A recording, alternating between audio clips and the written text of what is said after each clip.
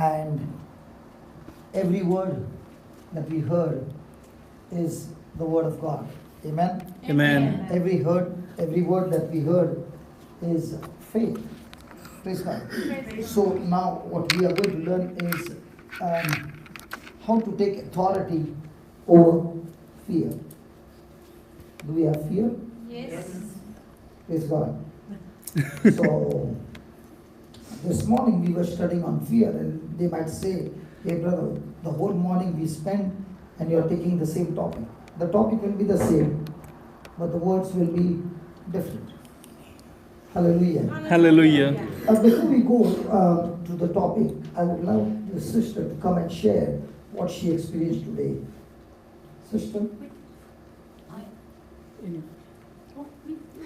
Because today she had her hands growing, her legs growing, a back, and everything. Just see that it covers up. Yeah, go there. You'll have to come close to me. Okay. Yeah, tell us. Yeah. I'll keep the mic close. Okay. Well, Yeah. I had a dislocated hip at birth, which wasn't discovered until I was 4 years of age. So I had traction and caliper and everything like that. But I had Can you hear? one leg shorter than the other because of it. So today Brother Johnson worked with me, and I could feel.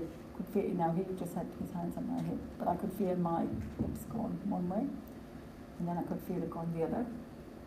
And This was the first time you felt something like that. yeah. Your bones getting aligned. Yes. Yeah. And afterwards, when I put my legs out, both legs were Equal. Praise God. So then, praise God, thanks be to God. And then I just remembered, one ailment after the other I had just a stiff shoulder and everything like that. So when I put out both my arms, one arm was shorter than the other as well. Shorter by more than an inch. Yes. Okay. So we worked on that, and at the end of that, both arms were the same. The hands grew. Yeah, and the hands grew. Yeah, and grew. And then I realised I had a clicked jaw. So we worked on it as well. So there was a few ailments anyway. And everything got fixed up today. Everything got fixed up, yeah. Praise God. Praise God. And we were studying on the topic of fear. Fear, yes. We were. And because of fear, a lot of things happened in your life. Yes. Yeah. I suppose, because of fear, I suppose, because of fear, I suppose that, I was left in labor, I suppose, so long. So you were born with a hip dislocation. Dislocation, which wasn't discovered until, even though my mother kept saying to the doctor, there's something wrong with the child's hip, and he said, oh, you just imagine it. So it wasn't until I was 4, no, it was discovered. And now you are? And now I'm 56.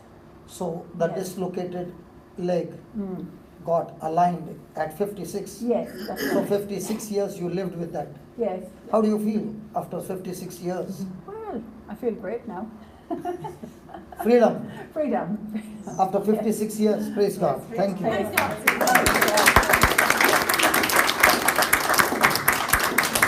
So today we will be having the theory class, and then we will finish with the practical class. Is that okay? So with the theory class, I want you to write some points which we have not written in the morning. Okay. A few will be a revision, Yes. because I want them to go through the basic and then we go ahead.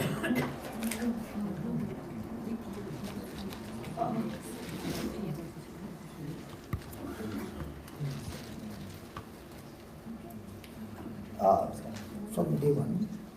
Fear connects you to Satan's desire. Please write down. Fear connects you to Satan's desire.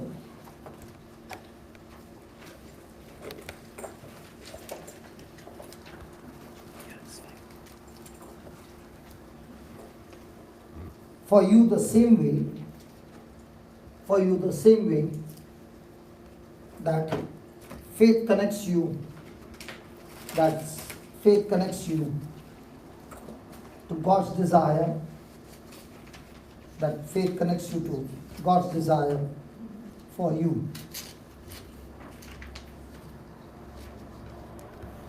Again, fear connects you to Satan's desire for you.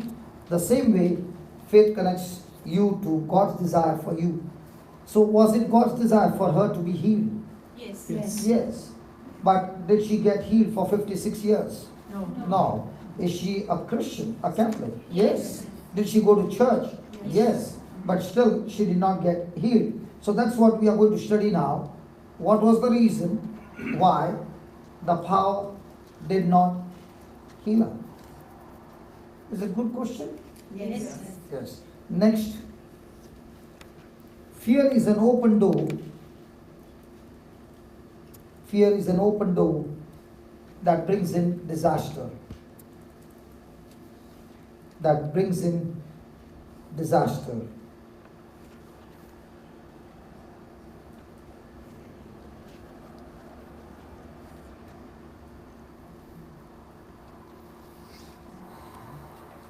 Next, Jesus took issue with Martha. Jesus took issue with Martha because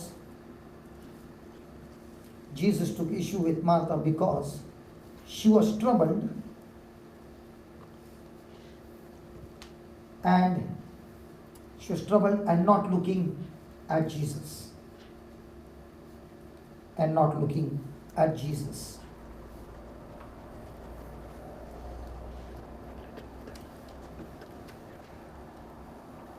If we look at problems,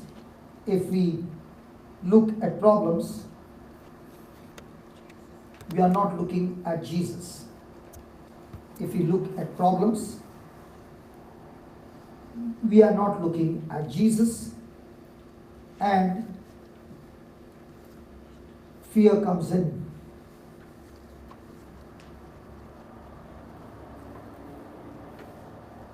All this we have written in the morning.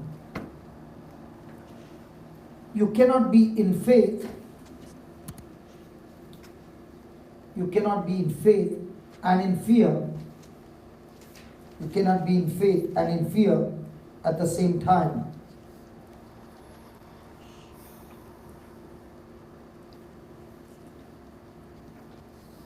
You cannot be in faith and in fear at the same time. We don't need to assume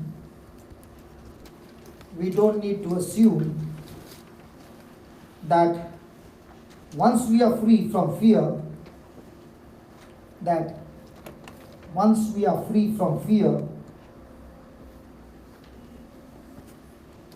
it is gone,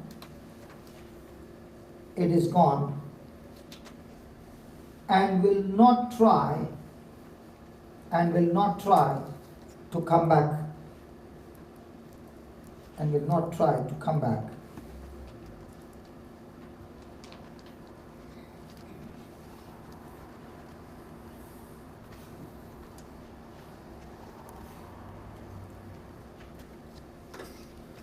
Choose to look at Jesus. Choose to look at Jesus instead of looking through the eyes of fear. Instead of looking through the eyes of fear.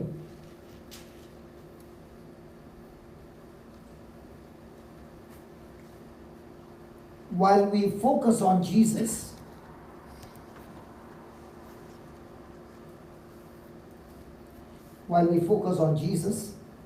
He is working and directing us. He is working and directing us towards the good life, He has planned.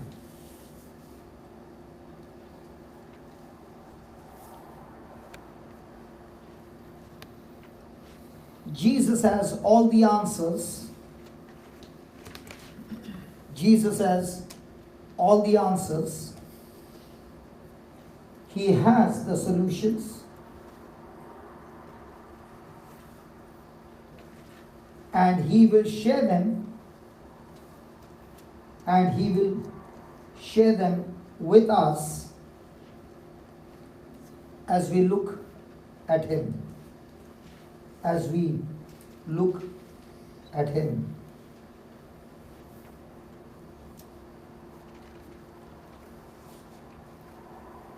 All things work together for good. All things work together for our good. All things work together for our good. When we look to Jesus, when we look to Jesus. Romans 8:28.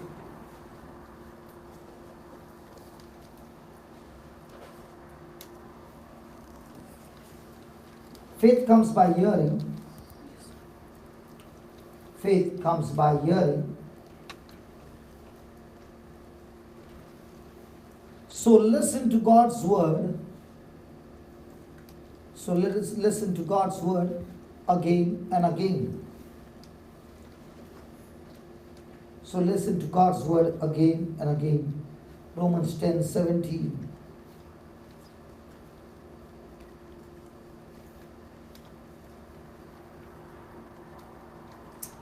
Determined to live your life. Determined to live your life free from fear.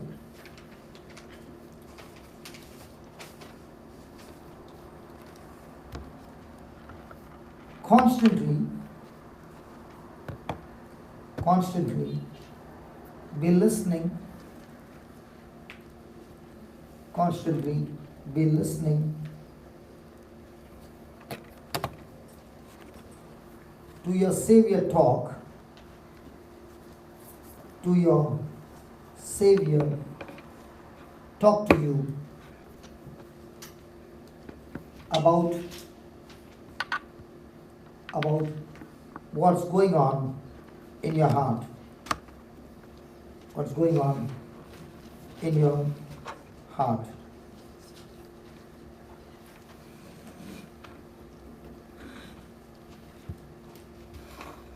You must choose to stay in faith.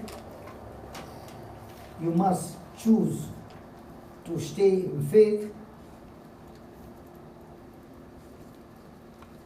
So keep your focus. So keep your focus on Jesus.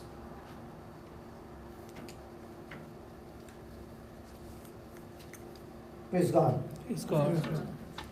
Can you just tell me what did you write first? Fear connects you to Satan's Fear connects you to Satan's desire. desire.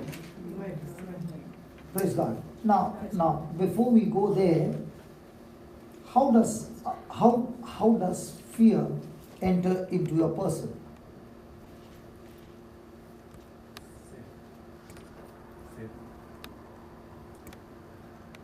Conscious mind. How did fear enter into Adam and Eve?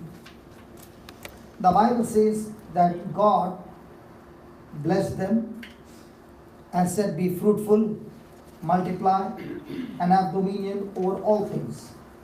So when God created Adam and Eve, He created them perfect with the spirit of faith in them. Then how come fear entered into them? Sin. Fear entered into them the day Satan gave them knowledge. Satan spoke words to Eve. Sorry. Satan spoke words to Eve and spoke to her in such a way that lie that he spoke made her feel that what Satan was speaking was true. So here she had a knowledge or information that God had said, "Do not eat the fruit of this tree, you will die." On the other side, she had a knowledge, if you eat this fruit, first thing, you will surely not die, and two, you will become like God. Two information both opposite to each other. One coming from God, one coming from Satan. So Eve decided to believe the words of Satan. The moment she moved into action, she ate the fruit, gave it to her husband, he ate the fruit, and at once that disobedience to God brought in curse, destruction, death, separation from God. And now God would come and meet them every afternoon. This afternoon when God came calling out to Adam, they both hid themselves behind the tree. And when God said, "Where are you, Adam?" he said, "I was afraid." Now, fear,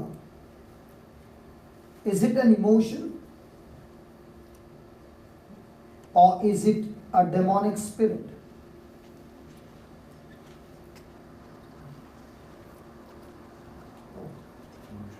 Is it a feeling? Or is it a demonic spirit? Demonic spirit. It's not a feeling? No. It is. Okay, Fear 2 is- Timothy 1:7 says, It's an illusion. Fear. it's a demonic spirit.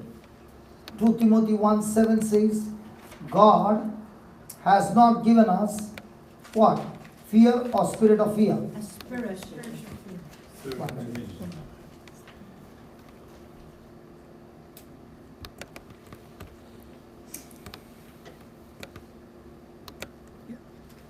Please read that. For God has not given us what? The spirit of fear. So if God did not give us, how did we receive? We received the same way how Adam and Eve received. How did they receive? When you and I receive knowledge or any information that contradicts to God's word, the demonic spirit called fear begins to get activated in our life. So throughout the day, what kind of knowledge and what kind of information do we receive in our everyday life? Is it the word of God or is it the world system? And if it is the world system, are you going to grow your faith or are you going to grow fear? So when a person comes, like my sister just said, a few months back, she got the word through my brother Amal. She did not like it because the way he spoke to her was scripture, scripture, scripture.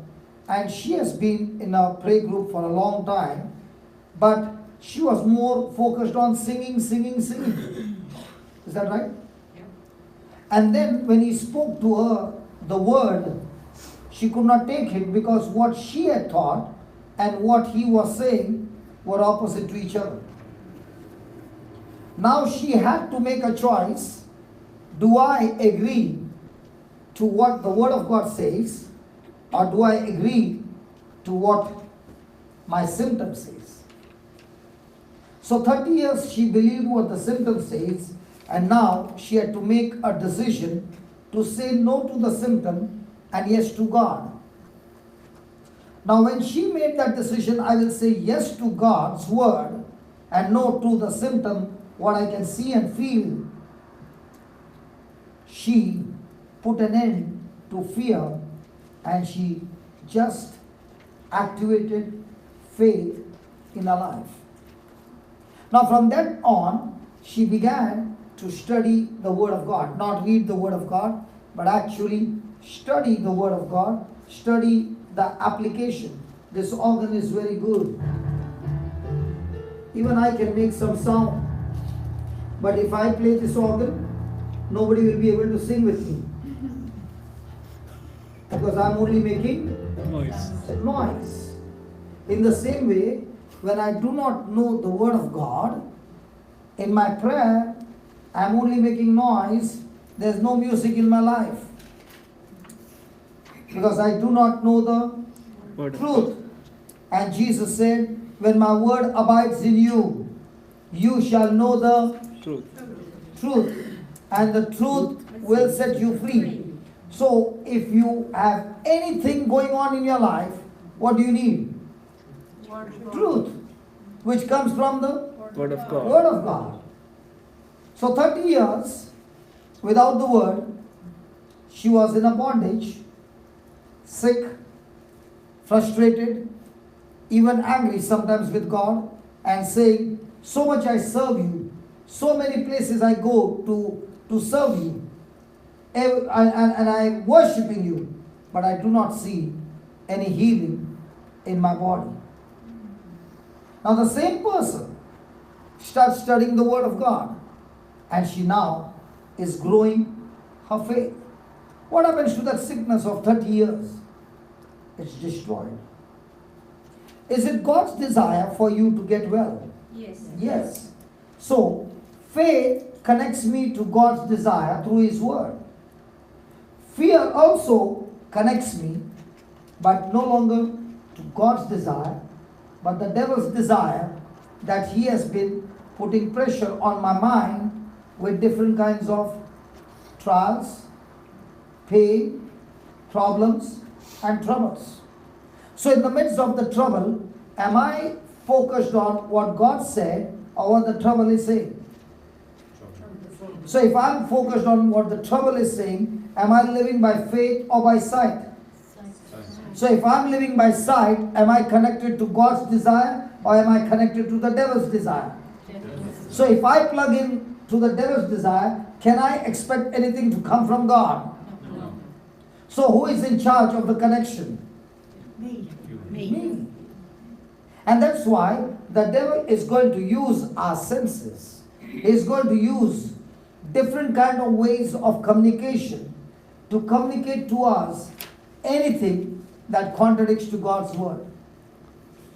And if I'm a person who is all the time listening to talks and all those things that contradicts to God's word, like a farmer who grows his crop in the field, in the same way you are growing worry and fear in your life. And worry and fear will only connect you to the devil. So even though you're praying, your prayer will be with worry. Has anybody ever prayed with worry? So when you're praying with worry, is it going to get you connected to God? No. No, because that worry never comes from God. It comes from the devil. Is that clear? Yes. Hallelujah. Hallelujah. What's the next line you wrote? Fear is an open door Fear is an open door that brings in disaster. disaster. Now, was Job a righteous man? Yes. Oh yeah. Was he praying all the time? Yes. Yes.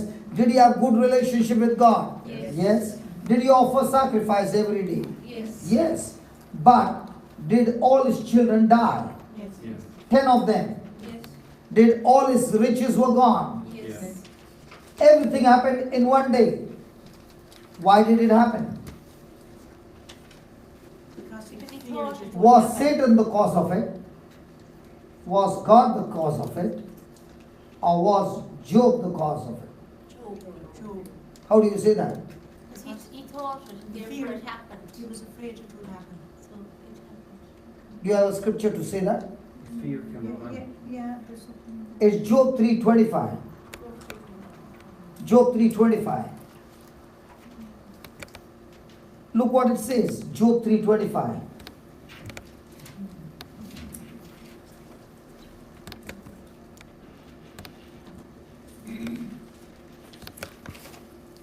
For the thing which I feared or greatly feared. Is there a difference between just fear or greatly feared? No.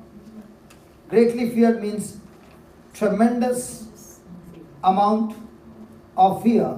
So the things which I greatly feared has come upon me, and that which I was afraid of is come unto me.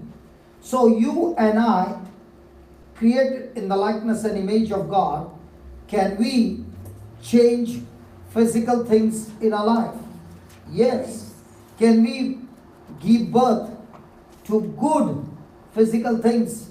Yes. Can we also give birth to extreme destructive things? Yes. Oh, how does it work? What am I growing every day? So Job offered sacrifice for his children's protection. Why? Because he saw with his eyes that his children were living a very sinful life. Based on what he saw, did he believe it's going to bring destruction? Now, did Job, according to the scripture, open his mouth and speak his fear? Yes. Did he see negative things? Yes. Did he speak negative things? Yes. Did he, with his own choice, activate the spirit of fear? Yes. So the moment you open your mouth and you speak words, those words become the raw material of your destiny. Which one is more powerful? You keep your mouth shut or you open your mouth and speak negative words? Which one is more powerful? Now when Jairus got a news that his daughter is dead, and when the woman was still sharing her testimony, there came a servant from Jairus' house and said, "Do not trouble the master anymore, because your daughter is dead." The servant was talking to whom? Jairus. But who opened the mouth? Jesus. Do you want to see that? Go to Mark chapter 5. I don't know which scripture. After 27. After 28. Just take from 28 to 30, 35. You'll get there. If you read, you'll get there. Okay. The servant came from Jairus' house. And take 3 scriptures. Got it? Chapter 5. Can somebody give me the scripture number?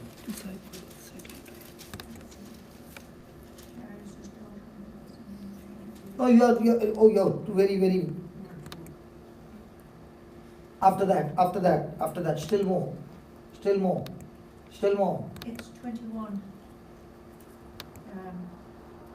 Okay, still gone. Go ahead. Jesus has to tell her, your faith has healed you. Yeah. 35. While Jesus yet spoke, there came from the ruler of the synagogue house certain which said, "Your daughter is dead." So when he got the news, "Your daughter is dead," is the game over? No. Jairus had come for whom? For his daughter. Right? And now his daughter is dead. How did he come to know? By the word spoken through somebody from his own house. So why trouble you the master any further? Now, was this message directed to Jairus or to Jesus? Jairus. Whom? To Jesus or Jairus? Jairus, because you are Jairus' man. But look who opened the mouth. As soon as Jesus, what? Heard the word. Now was it the knowledge that came from this word, give Jairus extreme fear? Yes. But who opened the mouth? Jesus. As soon as Jesus heard the word that was spoken to him, he said unto the ruler of the synagogue, "Be not Afraid. So how does fear come? Fear comes when you hear words that speaks death, that speaks destruction, that speaks words which contradicts to God's word. It brings what? Fear. Fear. Hallelujah. Hallelujah. Doctor's negative word regarding your health issues. Can it bring fear? Yes. So what did Jesus say? Do not be afraid, only believe. In other words, Jesus saying to Jairus, you remember when you came and met me at the seaside, you said it with faith, come and lay your hands on my daughter and she will be made well. Now this word has come to kill the power of faith. So in you was faith till the woman was speaking. But the moment somebody came and spoke to you words, that word is trying to knock out the faith which is in you. Is that right? Yes. And that's what Jesus said. Listen, Jairus, don't open your mouth. Continue to believe what you spoke to me when we began this journey. Have we ever prayed in faith, and then when we were moving in that direction, there came a message which contradicted to what you prayed for? Yes. Now, when somebody spoke to you something opposite to what you prayed for, now the choice is, are you going to continue what you prayed for, or are you going to continue to agree with the person who spoke to you negative word? Which one do we agree? Do we agree to what we prayed for, or do we agree what somebody said? Somebody said. Somebody said. Come on, let's be honest here. Come on, we are learning here. What somebody said. I'm not here to judge you or condemn you. Here we are learning our mistakes, and when we learn our mistakes, we make correction in those mistakes, and then we can fly high. Yes. Hallelujah. Hallelujah. Hallelujah. Hallelujah. For example, yesterday we found somebody who had to come to church, and the two tires were flat. Okay. Just because the two tires are flat doesn't mean the car is totally destroyed. Is it a scrap? No. No. All that she had to do is, might be she had to replace the tires. But can the car run now? Yes. In the same way, in our life, there must have been some things that have caused fear, or some message that has caused fear. Now, does that mean your life is over? No. No. Just make the correction, and now get into faith, and faith will get the job done. Is that right? Yes. Yes. So just because you are in trouble does not mean you will stay in trouble all your life. No. To get out of trouble, you need to change your thinking and your words. So Jesus is saying to him, do not open your mouth, just believe. When we get worried, do we open our mouth? Yes. And do words come out of faith? No. So what if Jairus had to open his mouth and scream at that woman who took his time? And Jesus would have reached home. But this woman was sharing a testimony of 12 years. If a woman is given to speak, how long will she speak? Hours.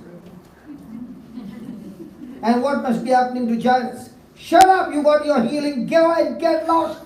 And Jesus is still listening to her. Yeah, then what happened? And what must be happening to Jairus? And then she must have said, I had an issue of blood. Do you know what that means? She is qualified now to be stoned to death because she came out in public and she openly testified. And the man who has got the authority to put her to death is Jairus, because he is the synagogue official. You messed up with my daughter's life. Because you opened your mouth, Jesus stood there and listening to your story. And now that my daughter is dead, do you think I'll spare you? I'll kill you. Is that right? But did he open his mouth against the woman? No. Did he let her go? Yes. When you let go and you are merciful, you will receive mercy. Blessed are the merciful, for they shall receive mercy. Are we merciful to others when others have made mistake? No. But do we want mercy when we have made mistake? Yes. Do we want others to forgive us? Do we want others to let us go free?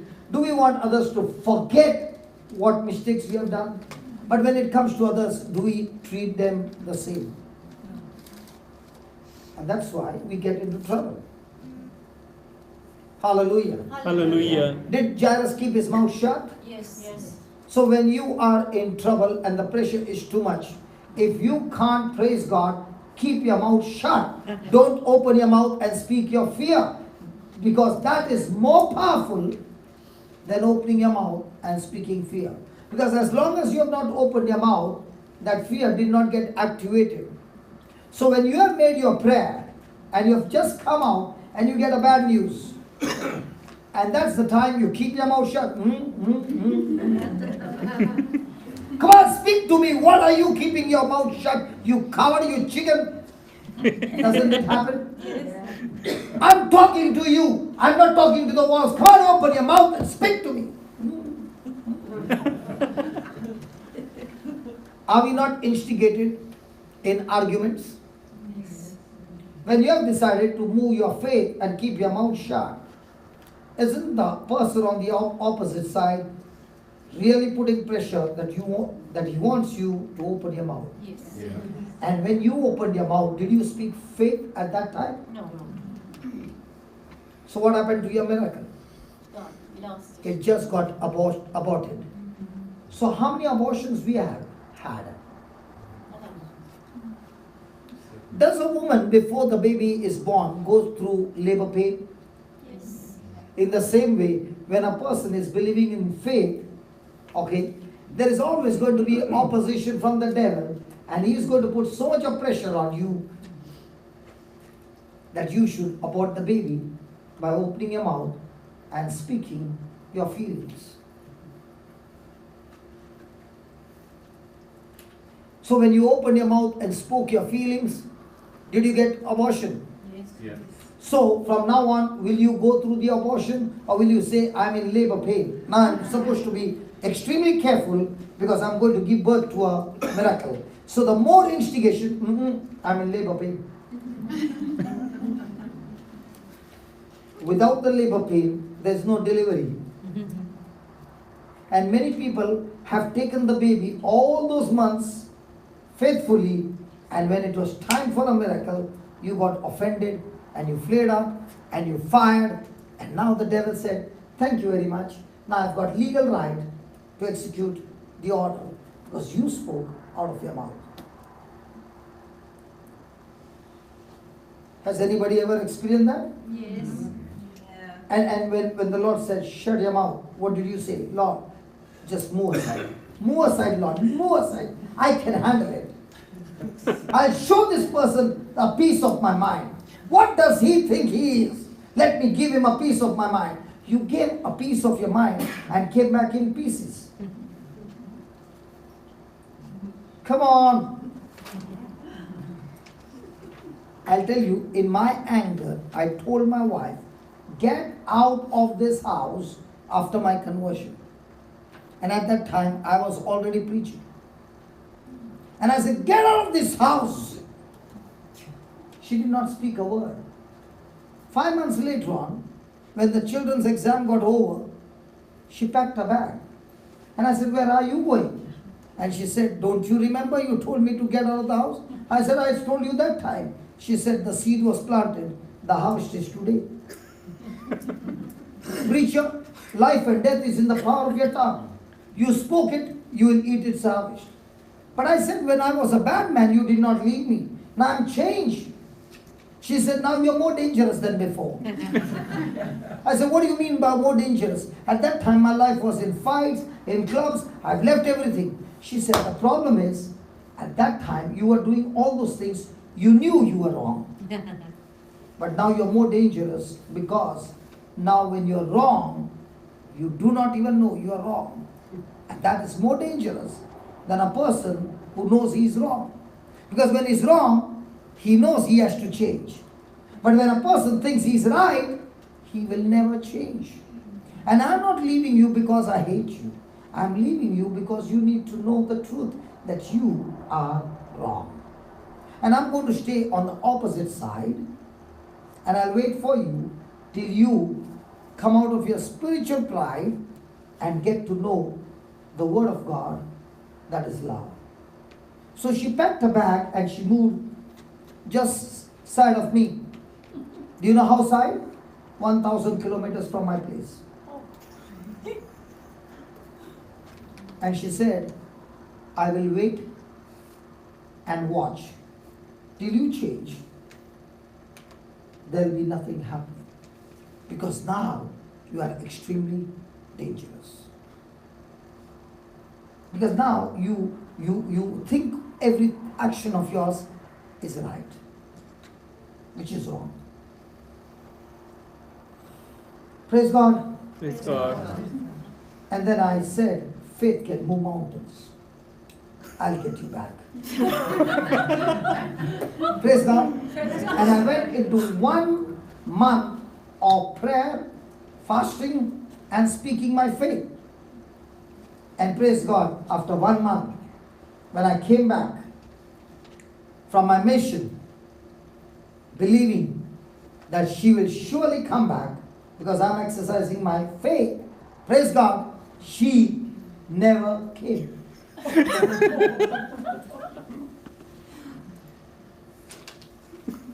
Am I giving you good news or bad news? And you're laughing. What kind of a lady you are? No mercy? I said she never came. I know. So why are you laughing? You have to learn more. Sorry? You hadn't learned enough at that stage. So I began to question God. Lord, you said faith moves mountains. And I'm using my faith, and how come she did not come? And he showed me in Galatians chapter 5, 6. Just check 5, 6 or 4, 6. Faith works through love. 5, 6 or 4, 6, I don't remember. I always make a mistake over here. Lord, please help me to get rid of this mistake. Is it 5 or 4? Circumcision. 5, 6? 6. I think so. Jesus. Yeah. Faith works through love. Yeah. Yeah. 5, 6. For in Jesus Christ neither circumcision availeth anything, nor uncircumcision, but faith Which works well. which works. True love. Faith works through. Love. So I said, Lord, I love her. He said, no, you don't love her. I said, if I had not loved her, why would I go for 1 month to pray for her? He said, no, you do not love. You love her based on a human love. And human love is, you satisfy me, I love you. You fulfill my desires, I love you. You give me this, you give me that, I love you. But the day you don't satisfy me, I hate you. That's human love. So I said, what's God's love? He said, God's love is one-sided love. And it took me to 1 Corinthians chapter 13. And there he showed me one scripture which says, love is kind, love is patient and all that. One scripture that says, love does not insist its own way. What? Love does not insist his own way. So the next question was, in your everyday life, in your married life, do you want your way or her way? I said, always my way, because I'm the head. I'm the head. Men, we are the head in the family, right? Yeah, come on, men. The Bible says that you are the head in the family. And when I said, I'm the head, the Lord said, yes, you are the head. And the Bible says, Jesus is the head and we are the body. And just as Jesus, the head, was ready to die physically for his body, in the same way, you husband, you must be willing to die physically for your wife.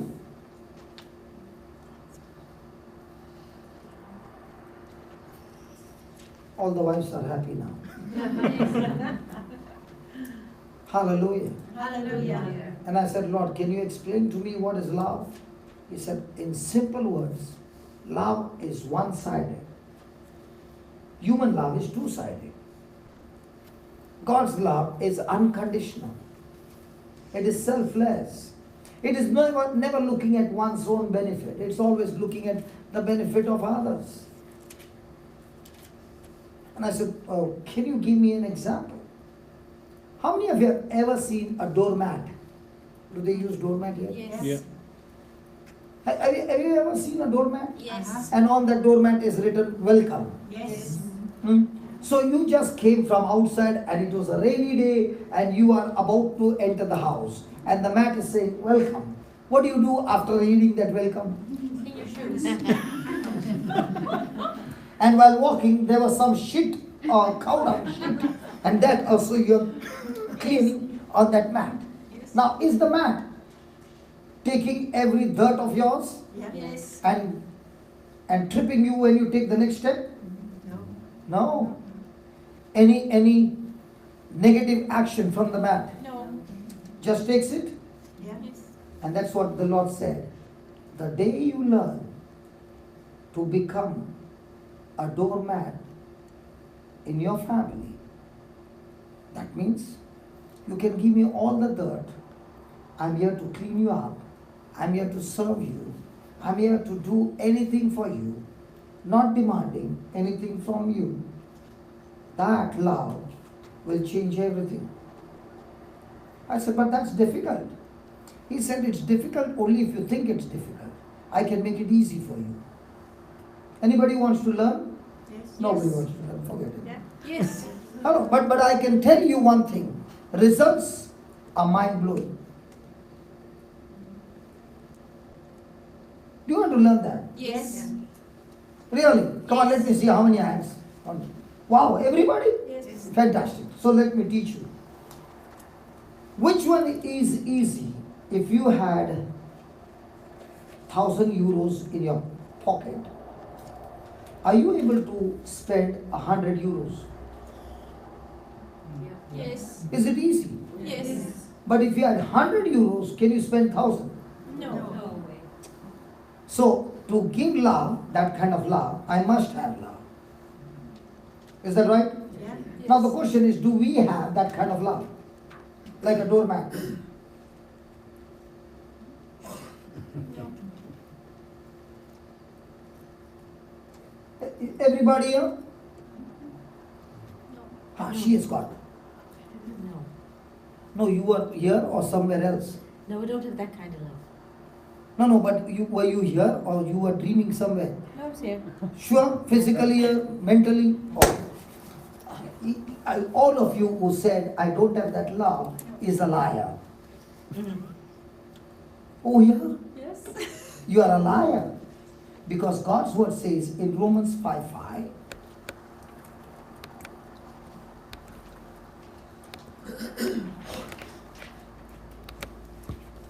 hope maketh not ashamed, because the love, I just take it from, can we go from verse number 1 if you don't mind? I'm not going to preach much, but I'll just come from verse number 1. Verse number 1 to 5.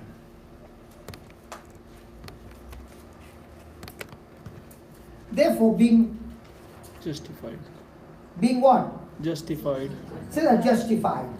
Justified. Say that again. Justified. Say that again. Justified. What is justified? Being put right. Who said that? Deserve. The answer is right. Can you tell me what is being put right? But, put right. Good. You know the words, but you don't know what to speak. But being put right is kind of like keeping his commandments and doing what he's. Oh, no. Okay. No way. What you are talking is the old covenant. I'm talking about justified. Okay.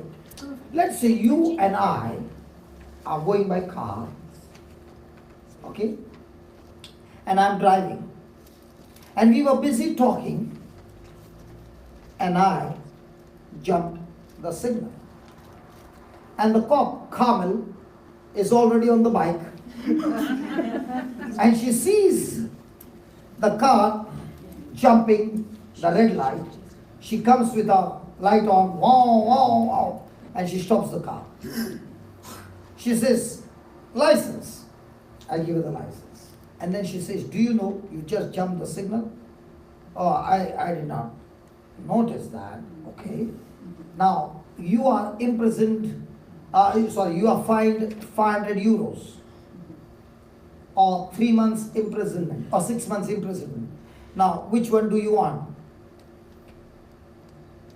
So I don't have 500 euros. So what will she do? Prison. Take me in and put me in the prison for 6 months. My loving sister who is sitting next to me, kind, merciful, compassionate, overflowing love, looks at my state and says, officer, how much is the fine? 500 euros. She opens the purse and hands over 500 euros to the officer. Now, has the penalty been paid in full? Yes. Now, will he give the receipt? Yes. Whom will he give the receipt? To you. Hey, whom will he give the receipt? To her. To you. To her or me? To you. But who paid the money? She did. But who got the receipt? You did. Now, when I got the receipt, the penalty which has been paid, can somebody call me a criminal now? No. So now I have been declared Just not guilty. Not guilty. But who paid the money? Your sister. In the same way, who paid the price for us on the cross for all the breaking of the law? Jesus. Did he give us the receipt? Yes. The word of God. Yeah.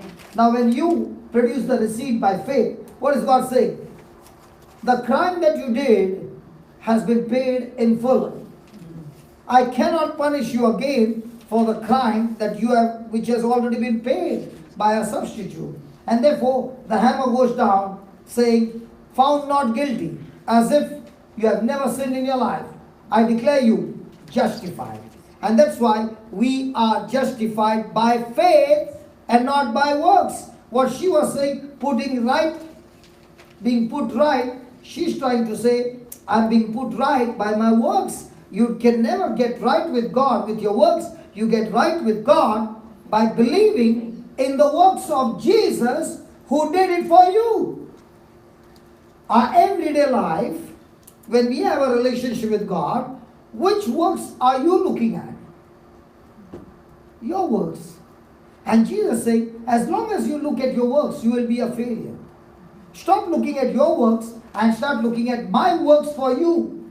And when you keep focusing on what Jesus did for you, there comes tremendous love. There comes tremendous relationship. Because now you understand, I was surely destined to go to hell. But Jesus walked in the middle and canceled that hell and gave me eternal life. Let me ask you, just 1 minute. Let me ask you. Supposing you were supposed to go into the prison for 10 years, 100% sure, and somebody else took your place and went in, how would you look at that person? And he says, I'm doing it for you because I love you. Would you not always thank that person for taking your place and getting you out of that trouble? That's why when we focus on the works of Jesus, day and night, there comes tremendous gratitude of love. Yes? So just in that context that you just described very well, where does purgatory fit in? Where does? Purgatory. I don't know. Because when God says justified, I will only say what God says. That's why I don't know. Okay. And I'm not an expert that I know everything. But when he said justified, I rather say justified because he said. I'll give an example. One day Napoleon, this is a real story, Napoleon was going to look at the army. He was a short guy and he tried to get onto a horse. The horse would not allow him. There was a soldier nearby. He came running and caught hold of the horse till he got onto the horse. Now he was just a soldier. Napoleon looked at him and said, well done, officer. Now was he an officer? No. No. He was a Soldier. soldier. But the act that he did, the boldness that he did to bring the horse under control and allow Napoleon to get onto the horse, he said, well done, officer. So Napoleon began to move The soldier began to move. Where did he go? Straight to the door where the officers were sitting. And he went in, and one officer said, "Soldier, have you gone out of your mind? You are in the wrong place." He said, "No, I am not." He said, "Who told you?" He said, "He told me who I am." Did Napoleon call him officer? Yes. What did he turn and called himself? Officer. Why did he call himself officer? Because he told him. In the same way, God called me justified. What do I call myself now? Justified. Now, am I justified by my works? No. Am I justified by faith? Yes. Yes. So which one do I call? Faith. Am I justified believing that Jesus paid the price for me? Yes. Yes. So what do I call myself? Justified. By what? Faith. By faith. Jesus. And that's why he says we have what? Peace. Peace With with God. God. Every Christian has peace with God when he is born again. And this peace with God is not because of my works, but because of Jesus' works. Because we were all enemies destined to go to hell. But Jesus took our place on the cross. And because of his sacrifice now, the sin has been paid in full. And we have been declared justified only by my believing in faith to the works that Jesus did for me. Listen, if you see those bones growing, hands growing, and legs growing, is it because of my righteousness? No. No. Impossible. Then why are they growing? Because I believe by faith what he told me.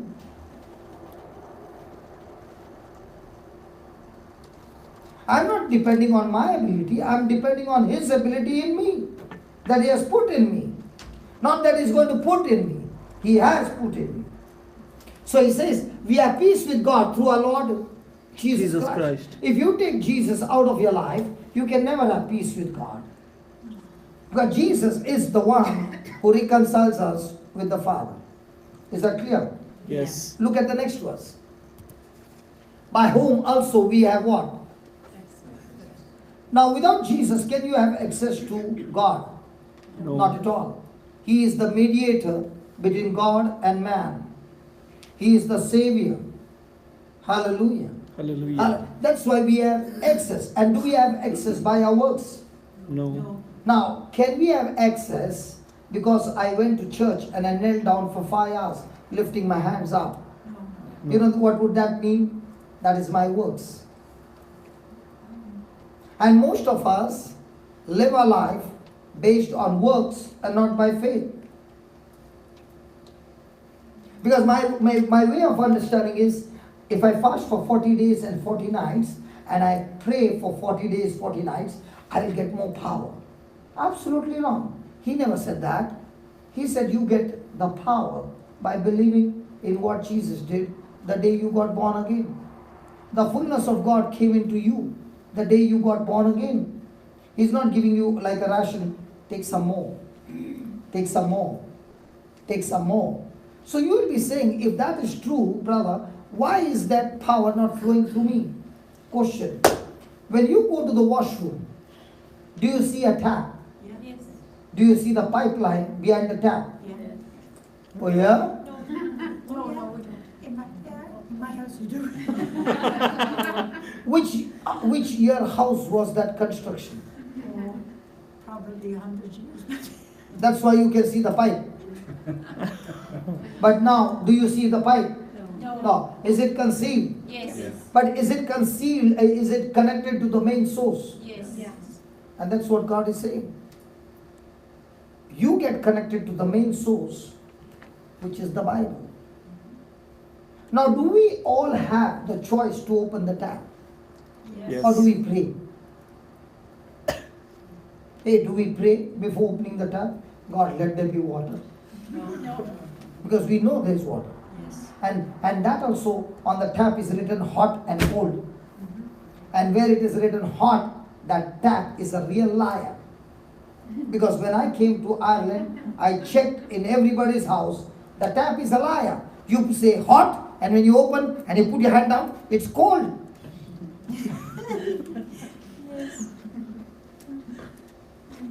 So when I see it cold, I shut the tap. Will I ever get hot water? No. I opened the tap and I saw it's cold, I shut the tap. Will I get hot water? Grab the immersion. I will have to let go at least a bucket or whatever is connected to the heater. That much water has to go, and then it will be Hot water. in the same way. What happens to us is we made the prayer of faith and we are expecting it should happen now, but it did not happen. What will you open your mouth and say? It did not happen. Did you close the tap? Yes. Yeah. See, today there was that lady whose leg was of different size. I prayed and she did not get healed. Right? Yeah. And then we began to pray for the whole bones to be aligned. Yes. And then I said to her, I want you to walk 4 rounds. Why do you think I said walk 4 rounds? Because as she's walking and thanking God, the tap is open. Whatever cold water is there is going out as she's walking. And all of a sudden she comes back and says, hey brother, that which was giving me trouble in the knee, because one leg was short and the other one was long. The long leg always had pressure on my knee. I find the pressure is gone. Now, did it happen instantly? No. But did I continue to keep the tap on? Yes. Do we do the same? We all have access by faith into His grace. What is grace? Grace is God's power. But do we have access to His power by our works? What did He say?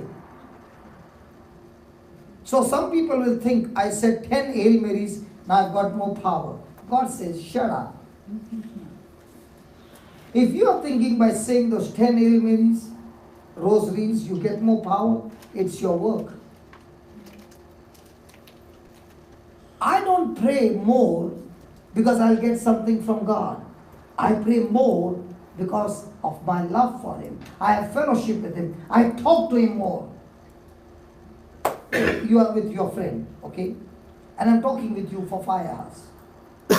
Now, am I talking to you for 5 hours that I can get something from you? Or am I talking for 5 hours because I'm enjoying talking to you?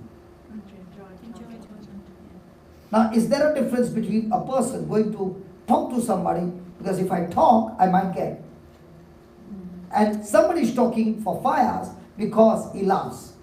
So when it is, I'm talking to my friend so that I can get something, you are again and again looking at the watch. Oh my God, only 10 minutes are over. But when you are talking out of love, you are thinking 10 minutes over. Oh my God, 1.5 hours is over. Has it happened?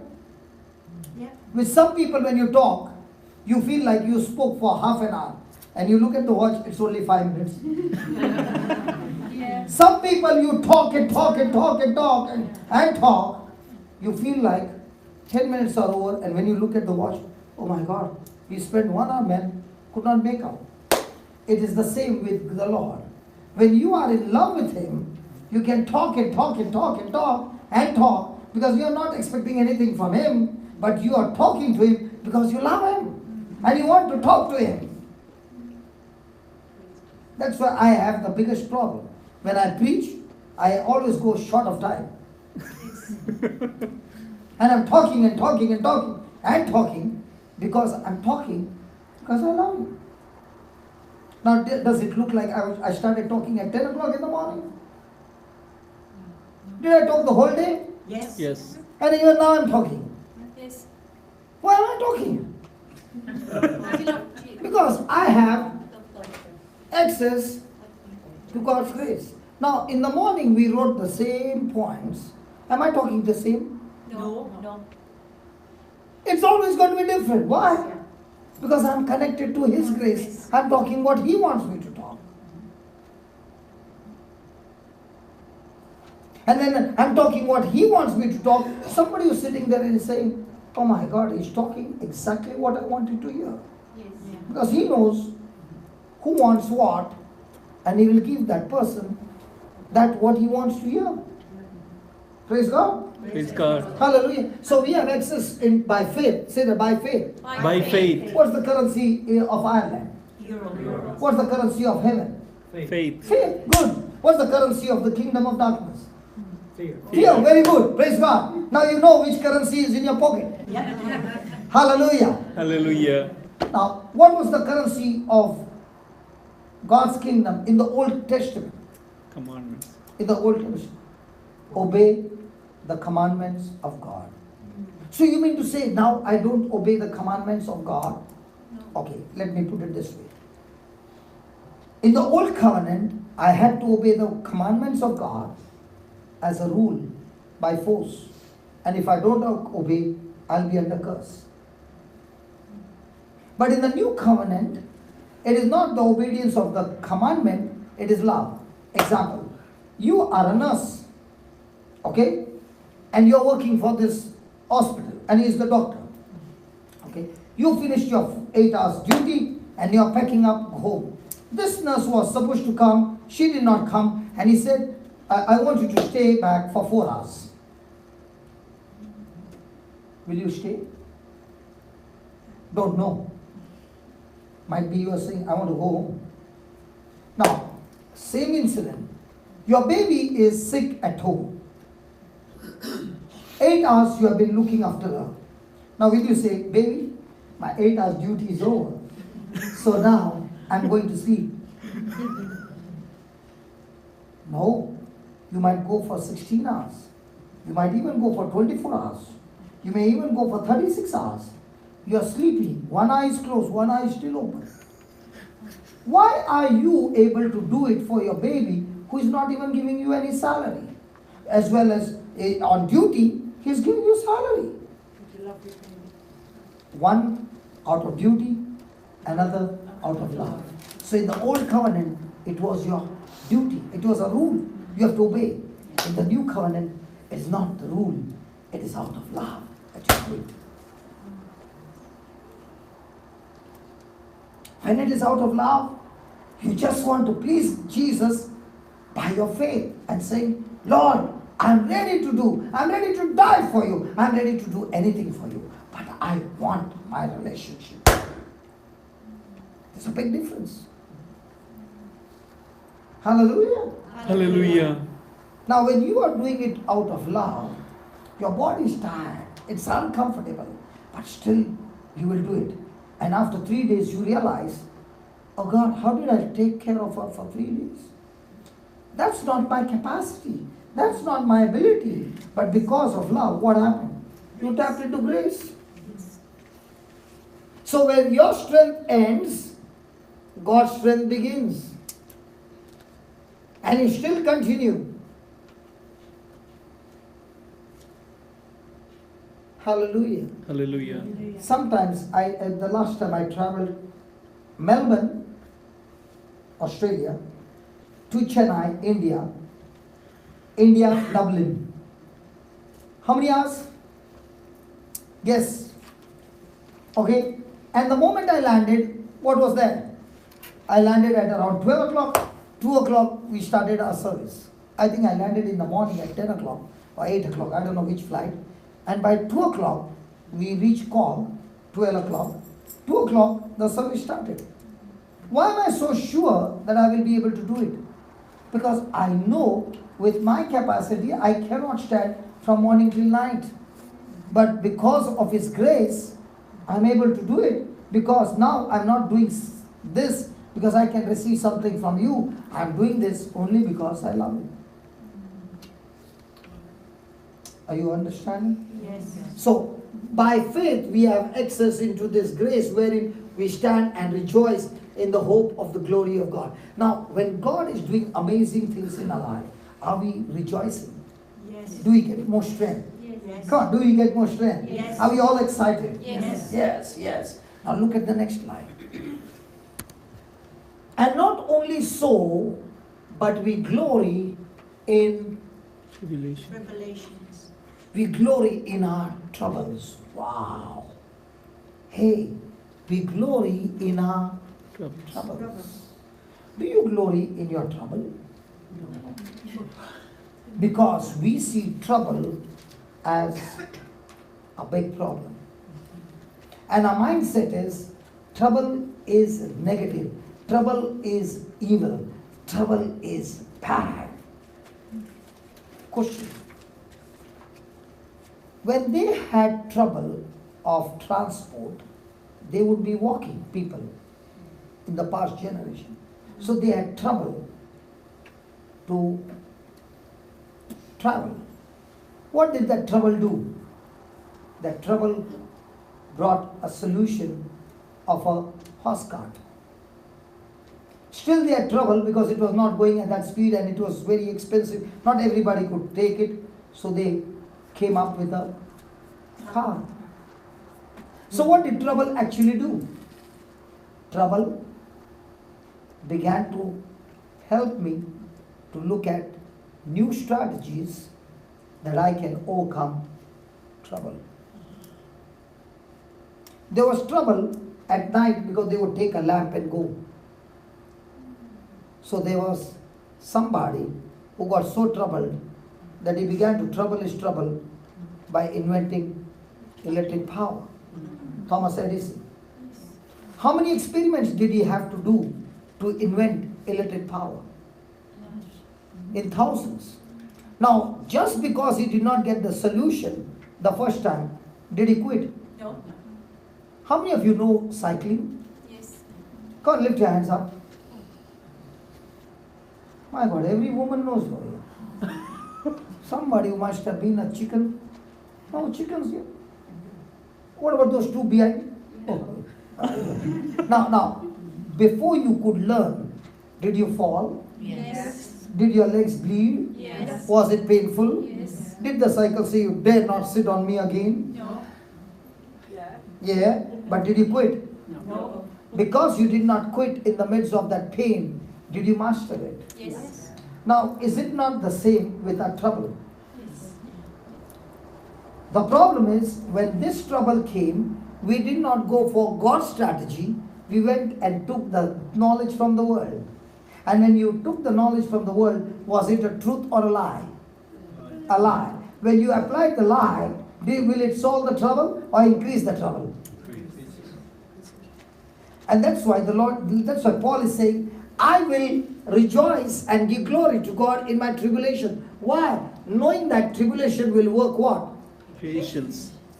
In tribulation, I will grow. I will get more mature. Now, Vijay is going to the gym and he picks up the dumbbells. Now, when he's doing, is he going to give pressure on his arms? Yes. Come on, is it painful? Yes.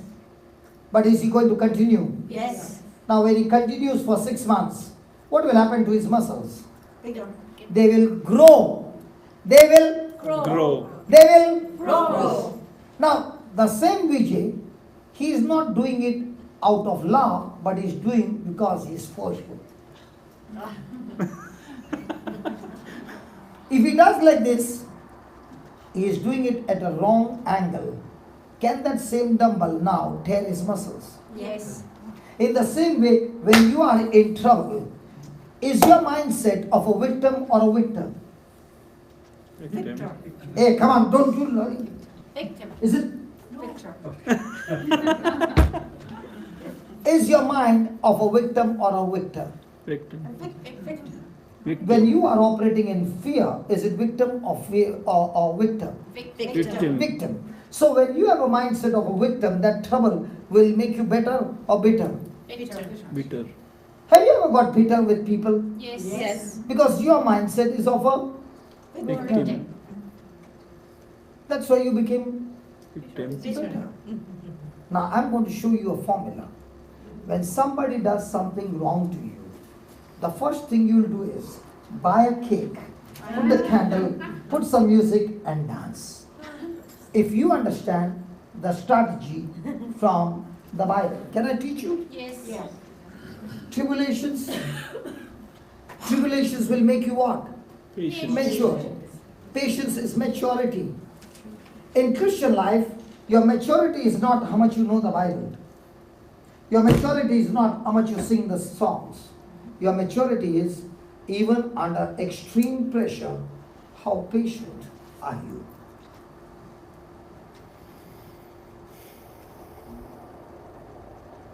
Now, supposing a family has got a big estate and the children are only 14 and 15 and the parents died.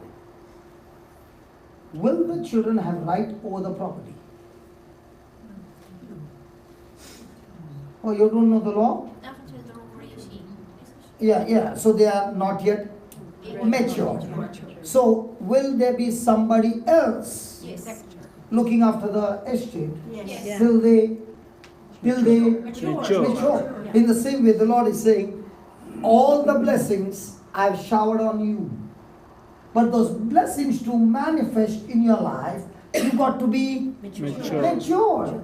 And where do you get matured? You get matured only in tribulations.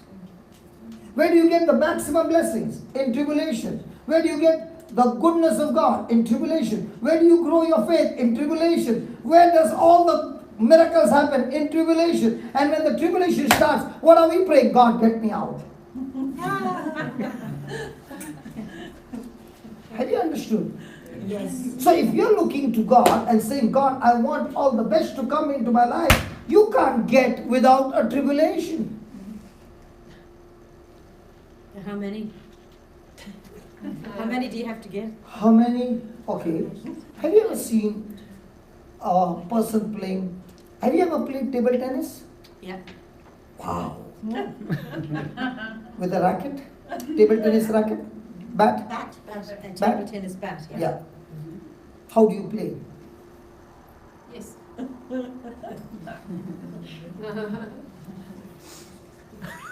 Correct? Have you seen a person with a bat on a TV? Yes. Yeah. How do they play? Smash. Can you see the ball? No. So fast. So the problem is with the ball or with the person holding the bat? Skill level. Skill. So for that person to go to that level where you can, how many trials? Hey, come on, talk to me now. A lot. Talk to me now. A lot. So if you got Lord, that means There's a lot of it's a skill. proof that God is interested in making you a champion. Wow. Praise God. It's an evidence that God is saying, I'm not going to take you on this level, I'm taking you on that level. That's why the life of Joseph, extreme trials, extreme unjust trials, extreme negative. But why that? Because he's called to be a champion.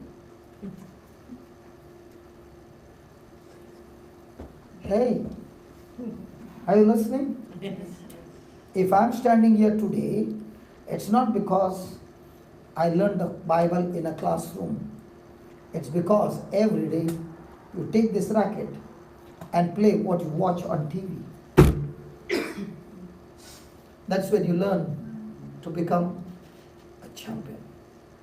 That's when you learn to become an extreme killer. What do you do every day? I kill.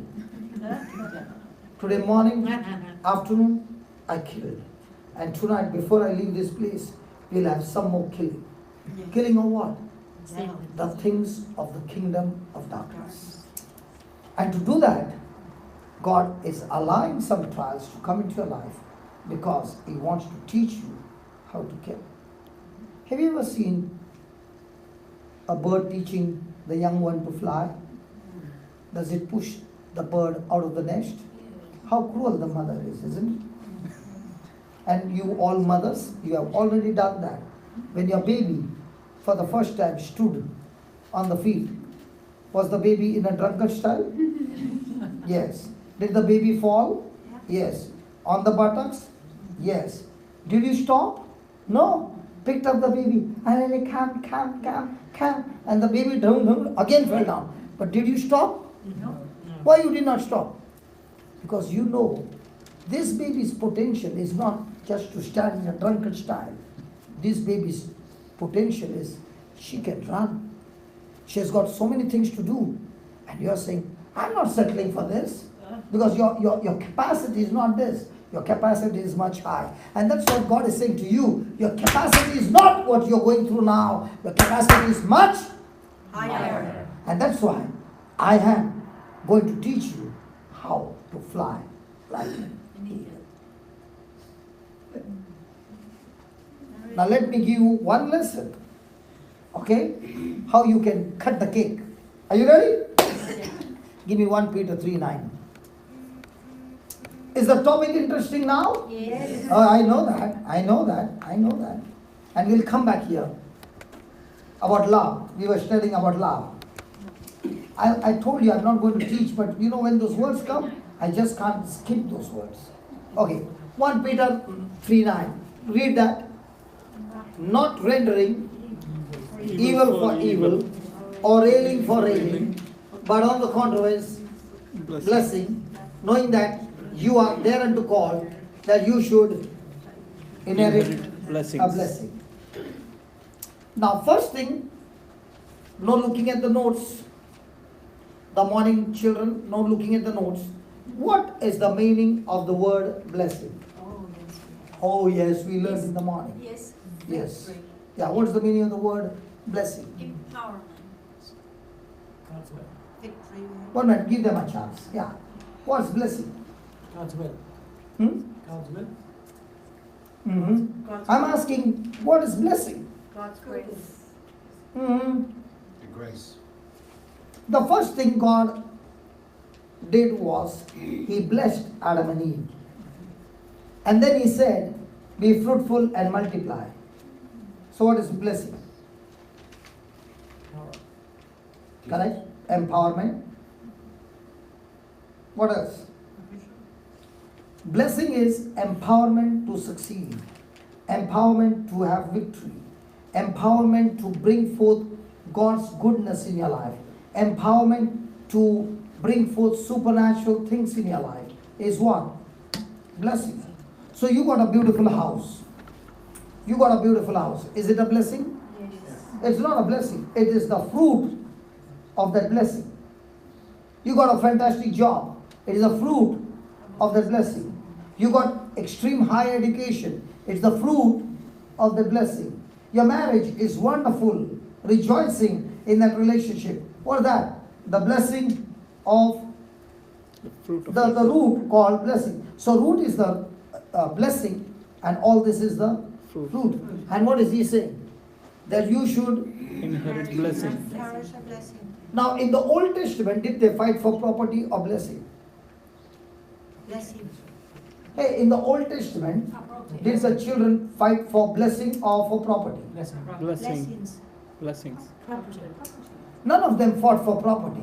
They Blessings. always fought for the blessing from their father. Father. Why did they fight for blessing? Why not property? They said, I can have the property, but if the blessing is not there, the property will go anyway. I might have nothing, but if I have the blessing will bring the property. In the new covenant, when we do not understand the meaning of the word blessing, what are we fighting for? Property. And we can use all the manpower and the influence and all that and get all those things in my account. But the next generation will live a miserable life. Because the blessing of God is not there. Hallelujah. Hallelujah. So which one do you want? The fruit of the blessing or the blessing? The blessing. Blessing. And if you want the blessing, how do you inherit blessing? When somebody does evil to you, do not repay evil for evil. Somebody insults you, do not repay insult for insult. But on the contrary, repay with a blessing to those who come against you. And when you do that, the Bible says, you are called for this purpose. So is the world supposed to hate you? Yes. Yes. I like the way you look at me. Is the world supposed to hate you? No. No, because you do not know what the word says. The word says in 1 John chapter 3, I think verse number 12, 1 John, okay, not the gospel, 1 John chapter 3, verse 12 or 13, he says, do not marvel when the world hates you, because the world is supposed to hate you. What are we expecting? Not all at once, I hope. Marvel not, my brethren, if the world, Hate you. Not all at once. Not everyone at once. I don't know about once or that. Now he should have written, not all at once. Now, did the world hate Jesus? Yes. Yes. All at once. All at one time? Almost. Yes? Now, did that hatred stop Jesus' victory? No. Why not? Because he did not repay evil for evil, but on the contrary, he repaid with a blessing by telling the Father, Father, please bless them. Correct? Yes. He never said, Father, bless them. If he had to say, Father, bless them, he would be in trouble. He said, Father, forgive them. What if Jesus had to say, Father, bless them? Our sins were not forgiven. Let's say he said, Father, bless them. We would have got all the blessings on earth, but our sins are still not forgiven. Where are we destined to go to? Hell. So what should be our top prayer, first prayer? Lord, bless me, or Lord, forgive me. Forgive me. And what is our prayer all the time? Let's name. Because we are not interested in forgiveness that qualifies us to go to hell. Unforgiveness activates curse in our life. So what did Jesus pray for? What man needed the most? Yes. The first one or the second one? The first one. When somebody does something wrong to you, what do? Do you get irritated?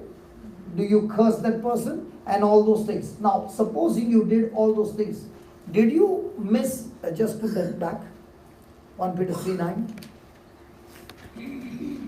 Did you miss downloading the blessing? Yes. So, if all of them are coming at once, is it a good news or a bad news?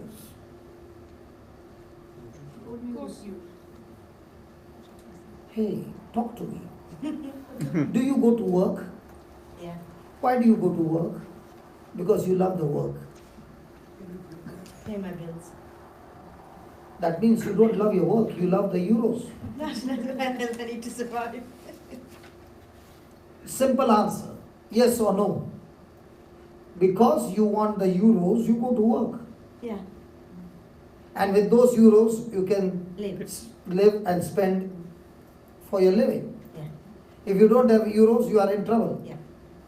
So you go to work because of euros. Yeah. To live, yeah. Now, which one is bigger, the euros or inheriting a blessing? Well, inheriting a blessing, if I could, yeah. Now, if Joseph had to go to work, let's take an example. Joseph had to go to work and is really working hard. By his work, can he ever become a governor of Egypt from a slave? No. So, whenever somebody did wrong to him, did he repay with a blessing or did he repay with a curse? Blessing. What happened ultimately? Miracle. So, where was his promotion on? On his attitude Attitude. or his hard work? Attitude. Where is your blessing on? Mine. Your hard work Both. or your attitude? Both. If your attitude is right, your works will be always right. Yeah. So when everybody comes against you, what is your attitude? So how many blessings have you missed from downloading? Because we do not have the strategy. Yeah. Now that I know the strategy, now will it be an excitement or a bad news? Excitement. If you ask me, brother, how come you have grown so much? This scripture is my extreme closest scripture, and I learned it in the midst of my pain. And I found out, even if I work hard, at the end of the month I can get this much euros. But when people come against me and I pass the test of being a blessing to them, praying for them, looking out for opportunities to do good to them, my promotion in life is not this much. This much. So for me, I don't know about you, for me, when somebody comes against me unjustly, I can say without a doubt, I just heard a thunder, I just saw the lightning. I know it's time for my rain of blessing in my life. I can get the clouds of blessing to soak me day and night, or I can send the clouds away from me and live in a desert all my life by getting offended. Yes. They don't take your blessings, you get theirs as well. There's no question of they taking or not. You are going out of your way to pray for them. Yeah. You are talking the good things that they have. You are looking out for opportunities to do good to them. Now, whether they accept it or not, you have passed the test.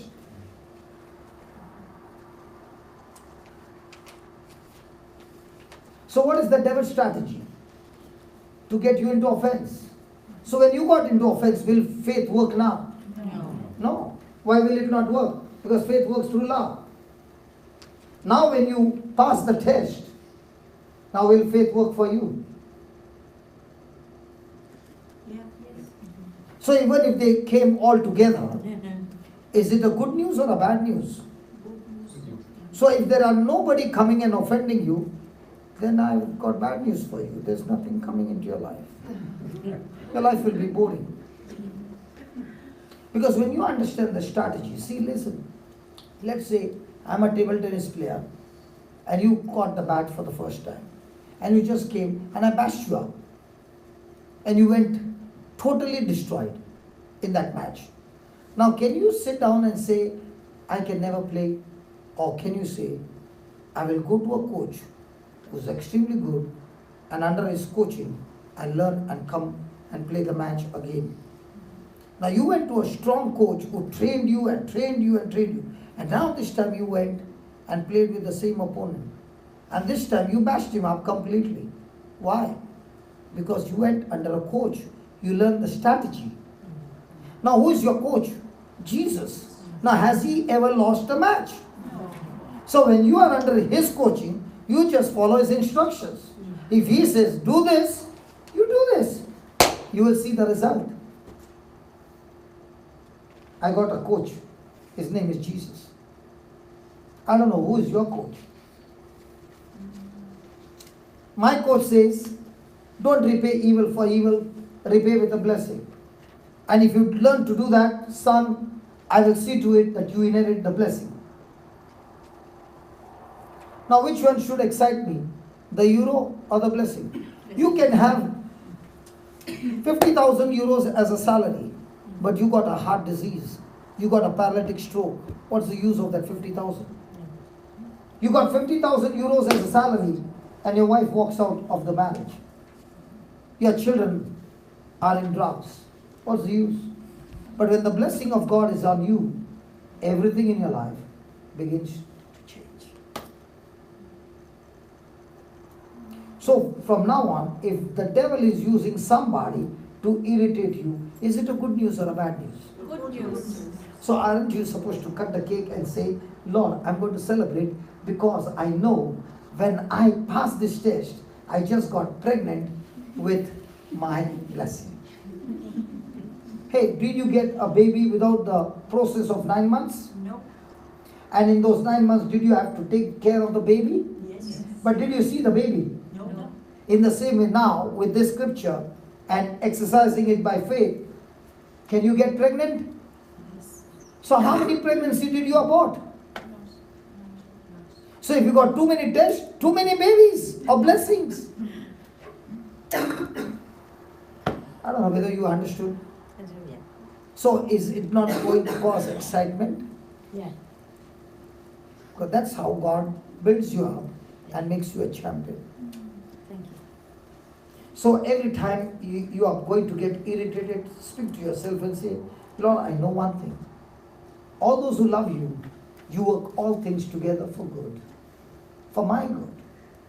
And I thank you, Lord, that even though these things look bad, I'm not going to curse anybody. In fact, I'm going to bless and pray for this person to be blessed more than me. And Lord, when I did that, I've just opened the door of my purpose in life. Lord, I'm going to discover my destiny. I'm going to discover my destination that you have for my life. Lord, I thank you that it's going to unfold your plan in my life when I pass this test. Why are we not? Yeah.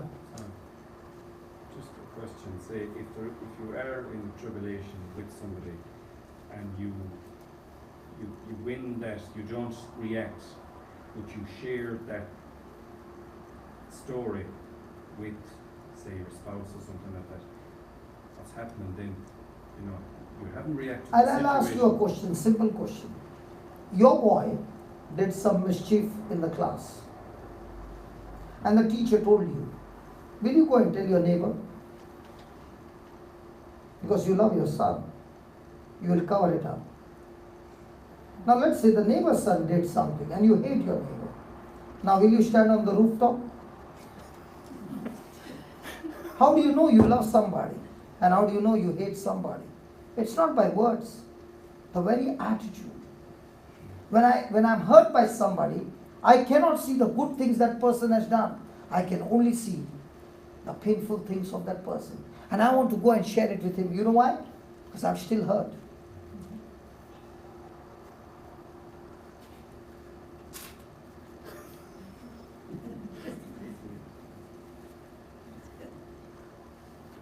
God said to Abraham, offer your son as a sacrifice. Right? Did Abraham go and tell Sarah? Do you know if he had to tell Sarah, the next line would have been, Sarah sacrificed Abraham on that very moment without the altar. So don't go and share with somebody who does not have that kind of faith. But that person will destroy your faith.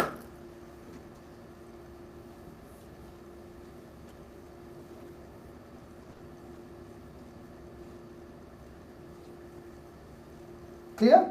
Yeah. Good. Sarah, clear? So when he's not sharing, don't force him. Talk to God. No arguments. Praise God. With God. God will reveal to you anyway. Okay? Because it's better that God reveals to you than anybody else. And before he can reveal to you, he's going to build you up as well. Praise God. So do you get built up in tribulations? Yes. Just put that, brother. So is this scripture going to promote you to the next level? Yes. What is, this scripture, I can say, when a person practices this scripture, he does not only get blessing, he gets the favor of God. Say that favor. Favor. Say that again. Favor of God. Say that again. Favor of Let me God. tell you what is favor. Favor means Joseph got up that morning in the prison. And just then the news came. You're called in the palace. What for? We don't know. The king has given the order. Come to the palace. Now Joseph is going to the palace. How come the king knows Joseph? Because a person whom he had helped 2 years back remembered him and spoke to the king and said, your problem can be solved by a man in the prison. So the king says, call him. So here's Joseph in front of the king. Isn't that a favor of God? How many of us get appointment with the king? And here, Joseph is not in the need. The king is in the need. So the king says, okay, interpret my dream. He says, I can't. What do you mean you can't? He says, I can't, but my God can. So even though it's his gift, did he say, I can? He said, no, I can't. But my God can through me. So did he give glory to God? Yes. Now, did he interpret the dream? Yes. Did he get promotion? Yes. No, he did not get promotion for interpreting the dream, because the dream was a bad news. The dream was extremely bad news. 7 years great profit, 7 years great famine. So it's total destruction. It was a bad news. Now, why did he get promotion? He spoke with wisdom and said, even though it's a bad news, we can turn it into an extreme good news by you storing the grain for 7 years, and when there's a famine, we can sell it off and we can make great profit. The king said, wow, you can turn the bad news into a good news through the wisdom of God. Now you're not only interpreting the dream, you are also using the wisdom of God to turn everything into profit. So, where can I get a wise man like you? So let me make you the governor of Egypt. Now that's called as favor. Who gave him the interpretation? God. Who gave him the solution? God. Who gave him wisdom? God. So when God gave him that, what is that called? Favor. What a man cannot achieve in his lifetime labor, favor can achieve in a single day. And when does favor get activated? When we follow the scripture. Do you want labor or favor? Favor.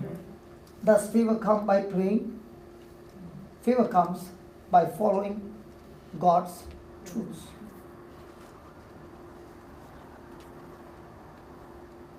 If for 22 years that I'm preaching the word of God, and you, as you know, the CDs and books are given to you free, is there any collection? No. Then how come my bills are being paid for the last 22 years? It's called as favor. When I began my ministry in the beginning and I had to travel, a man came to me, and for 4 years he said, wherever you want to go except out of earth, all the tickets are sponsored by me. You only have to book it. You don't even have to ask me. For 4 years. And then he said, now that the Lord is taking care of you, let me go and help somebody else. Now that 4 years was what? Favor. Are you following? Yeah. And that's why by the end of the month, my bills are paid. If you ask me how, I still don't know. But every month, even strangers will come and pay my bill. Now I'm constructing a house for 500 people to stay. If you tell me, do you have the funds? No, I have the favor of God. And because of the favor of God, my bills will be surely paid. So am I living on labor? No. I'm living on grace by passing the test, and that activates favor, and favor takes care of all my needs. Which one is better? That you keep on working hard and at the end of the month you are still in minus? Or when you're working, you have opportunities to grow your attitudes. Your attitudes are not learned in a classroom. Your attitudes are learned in a battlefield.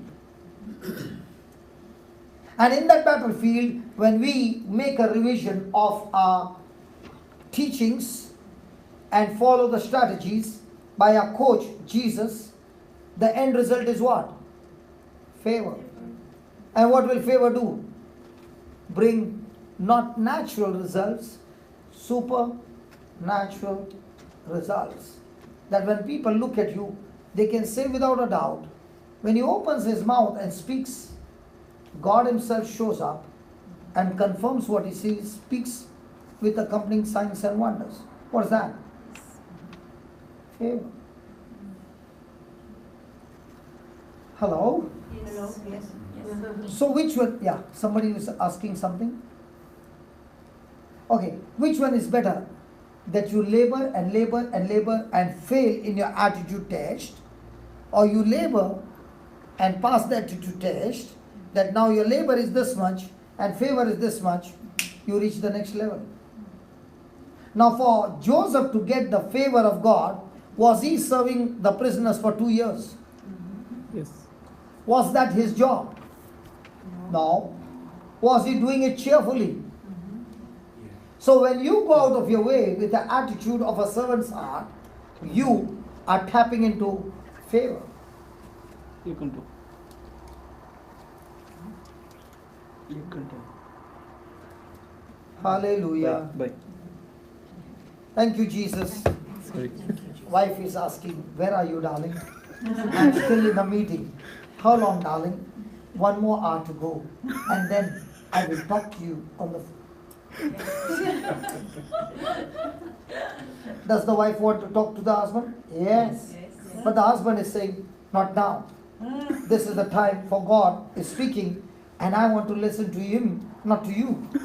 So that when I listen to him, my attitude will change. And when my attitude will change, darling, we will have the favor of God on us.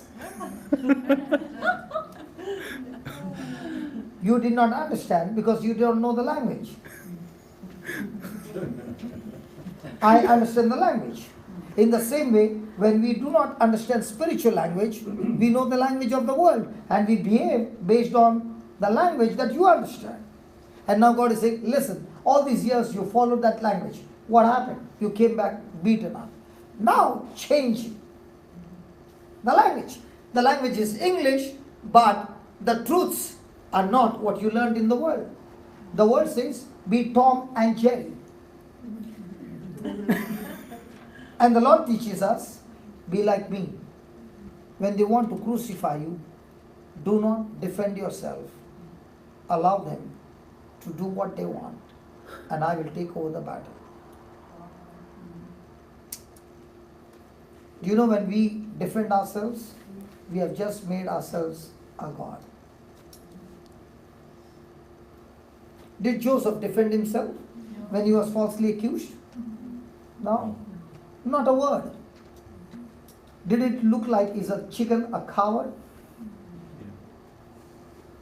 But what was the end result?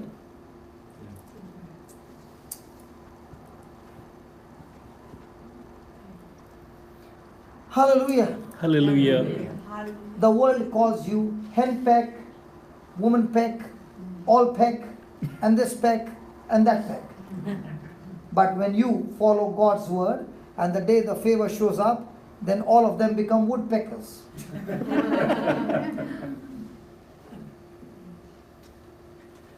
Trying to make a hole and stay there in a small house. Whereas God is saying, my favor upon you is so big that you will build houses for the lost. You'll build a home for the lost by proclaiming the gospel. Favor of God. Can I ask you a question? Is it easy to stay with alcoholics and drug addicts? No. Have you ever been with an alcoholic or drug addict? Yes. It's beautiful company, isn't it? Who said yes? No. They break your brains off. And staying with 72. And now it's going to be 400 under one roof. And they have to be fed every day for 6 months, free. Is it going to be a challenge? Yes. No. When favor is on you, forget about 400, you can take 4,000. Because of favor. Give me that favor. You don't get favor by asking, you get favor by believing. The problem is, we are going on asking. There's a difference between asking and believing. When you believe this, what will be your action? Favor. What you heard, you will be saying, oh, I just heard today that brother spoke all those things, and I am going to practice it. So what is going to be a top priority? Lord, put some people to irritate me. Please. And I am going to... Believe me, I have been praying that. Yeah. So that my attitude begins to grow. See, without a match, can you get a trophy? No. If there was no Goliath, would David ever get a promotion? Would Saul ever come to know about David? No. When David went and killed Goliath, did the whole nation come to know who's David? Yes. If you're already a chicken not to get into the battle, will you ever get favor? And if God gives you a favor, what will you do with the favor? Sit down as a chicken in some place? You would rather give a favor to somebody else who would become a blessing to the nation. Because our understanding of blessing is for me. God blessed Abraham so that Abraham would be a blessing to the nations. And what is our prayer? Lord, bless me. The next question is asking, okay, what will you do with the blessing? I, my spouse, and my children will live happily thereafter. So God is saying, disqualified.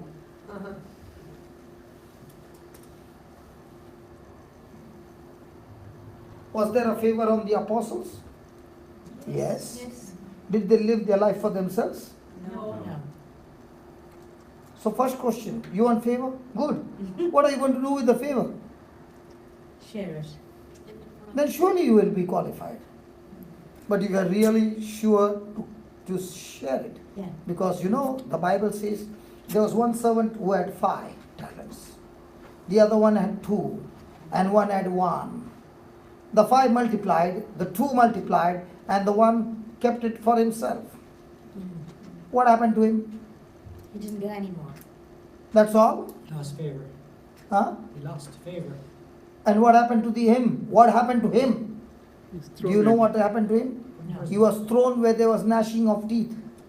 Where's the gnashing of teeth? Hell. In hell! In Hell. hell! So if you get blessed and don't use the blessing, where are you going? Hell. Good.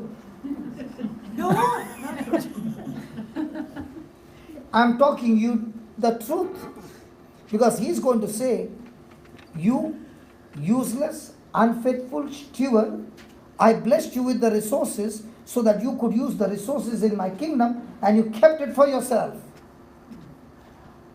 Supposing you're going to work, sister, you're going to work. Is the company expecting your work to contribute in their profit? Yeah. But you're going there and sitting and coming back and no contribution. Will they keep you or they'll fire you? Fire me. So what do you expect God to do? Fire me. How many profits are you bringing? No, none. None. So why should he bless you? Why should he give you a position?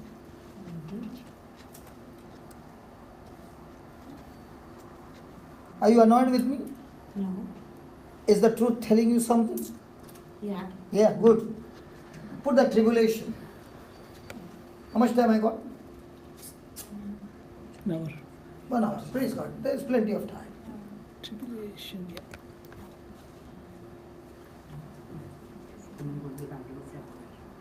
Hmm?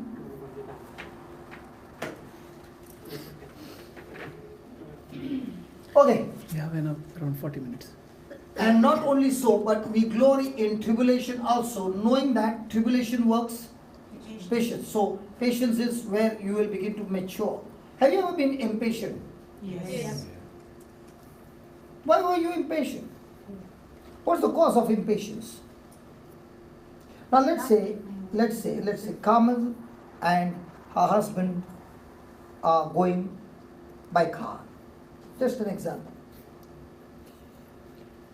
Just an example. Okay. And suddenly Sister Carmel tells her husband, see, tomorrow you want to have this for breakfast and that's not at home. So can you just stop to a grocery store so that I can pick it up and bring it So tomorrow we both can have a great breakfast.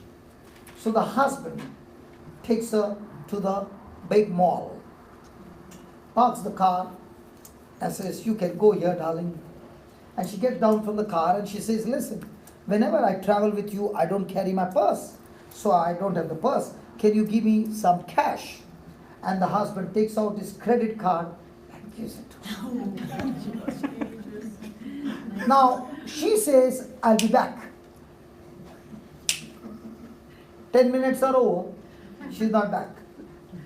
20 minutes are over, she's not back. 30 minutes are over, she's not back. What do you think the husband will be doing in the parking lot?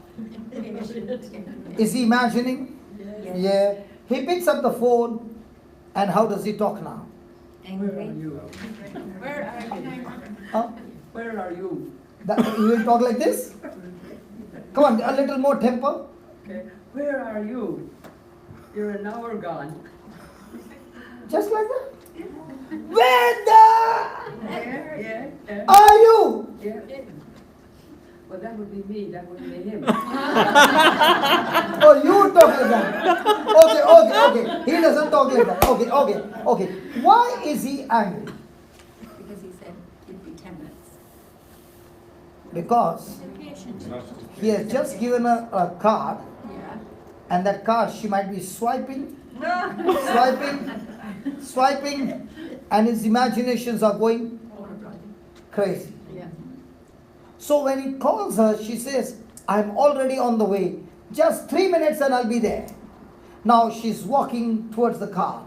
Where do you think his eyes are? On the back. But to his surprise, he finds a small bag. Yes.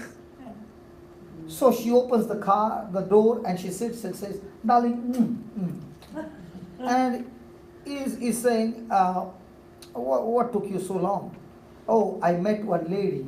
She was crying with depression. So I was ministering to her, and you know what? She just got healed. Then the husband will say, I knew it. You would be preaching the gospel. I knew it. Praise the Lord. Hallelujah. Did he actually know it? No. Does our imagination go wild? Yes. And when it goes wild, Yes. Yes. are we patient or impatient? Impatient. So every time you are impatient, you must ask a question, what is it that gave you fear? Because fear brings impatience. When faith is tested in tribulation, it produces patience. Let me give you another example. Kamil was in a mall, and a sweet lady comes with a small child and says, can you just hold my child for a moment? I'll just go to the washroom and come back. And she gives the instruction to her, please don't leave his hand. I'll be back in 3 minutes. So the Kamil is sitting with the boy. Hi, hello, what's your name? Hi. And she lets go of the hand, and the boy goes running. What will my sister Kamil do? Run after him or run on the opposite side? What will you do? And he is taking you all over the mall. And Sister Kamil, she's like, stop him. Now people are running, and he's going between the legs as well. He's very fast. And after some time, say after 5 minutes, they catch him. And they bring and give it to her. And she, now will she let go of that hand? No. She brings, and she's waiting there. And this lady comes out. And she says, has my son been good to you? Extremely good. Take him. Right? Yeah. Now, the mama and the son are going together. And the son is going, what must be coming to your mind? In 5 minutes, he made my life miserable. How come this lady is so cool with him? This lady is so cool with him because she has practiced every day with him. Has it increased her patience? Yes. Has it increased her strength? Yes. And because of love, has she thrown him out? No. She's bearing it. Now, before marriage, did you have such kind of strength? No. At that time, you were the delicate darling. Hi. But now, when the pressure came, are you the delicate darling? No. You began to grow your patience. No test, no strength, no patience, no maturity. Then what happens? Maturity brings experience. Experience brings hope. What hope? What hope? That whatever the Lord has said, He will surely bring it to pass. And look at the hope that He's talking about. And hope maketh not ashamed. Why? Because the love of God,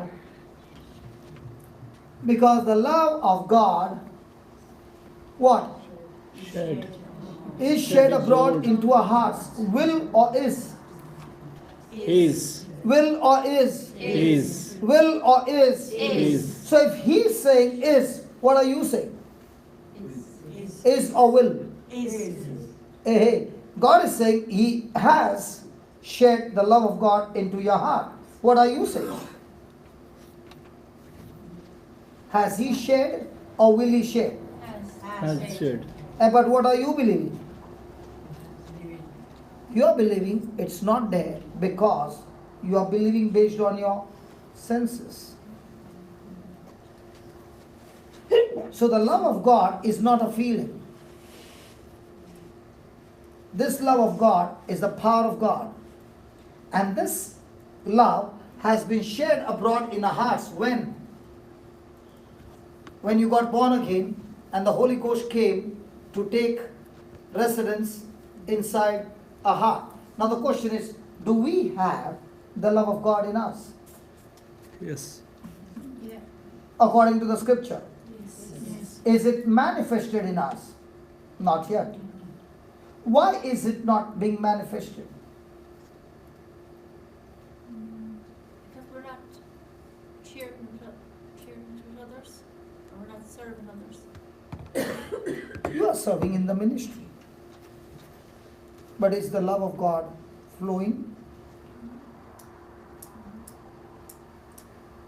Now, who are the ones who are serving the Lord will experience the love of God? 1 John chapter 2 verse 5. Is love in everybody? Yes.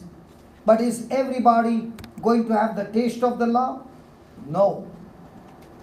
Why not? 1 John 2 5. Whosoever keeps, His word. whoever keeps His word. His word, in him is the love of God perfected. So, who are the ones in whom the love of God will be experienced? The one who keeps His word. His word. Now 1 Peter 3:9, right? What we learned just now. Hold on. What we learned just now. Is the Bible saying, do not repay evil for evil? Yes. Do not repay insult for insult. Yes. Now when somebody comes and insults you, what's your first reaction? Push back. Retaliate? Yes. Come on. But the moment you start keeping the word, will you be retaliating No. or forgiving? Forgiving. And when you practice this again and again and again, what are you going to experience? Blessing. The love of God.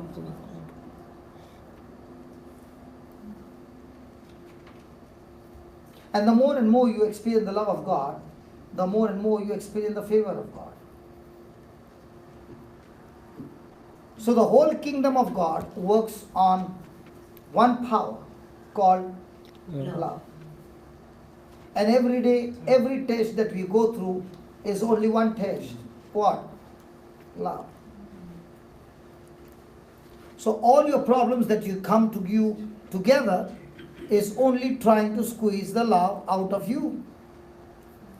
Now, is love poured into your heart? According to the word of God. Yes. Come on, yes or no? Yes. Yes. Can you feel it? No. Because it's not in your soul, it's in your spirit. Now if you ask me, when you pray over people, do you feel any power? I don't feel anything. So how come the power flows? The power flows not based on feeling, the power flows because he said and I agree to it. Many people's way of faith is, I must feel the anointing. And when your life is based on feeling, you are on sight. You're not on faith. Faith is believing what God said in His Word with no physical evidence to prove it. But our faith is based on feeling, so is it physical evidence? Yes. But has faith got to do with physical evidence? No. What's the evidence? Spiritual. What's the evidence? The promise of God. Hallelujah. Hallelujah. Is that clear? Yes. Hello, is that clear? Yes. So do we have opportunities to practice the word? Yes. So the more and more you practice the word, what will happen? The word will change you. The word will suck the love which is in your spirit and distribute to others. So the more you distribute love to others, the more the favor of God in your life active. Now was Mother Teresa sharing God's love? Did you ever see her asking for money? No. Why not? Because the moment you start sharing God's love, which is freely poured into our hearts, that love, when it is activated in others, it also brings the blessing and favor of God. So every trial is what?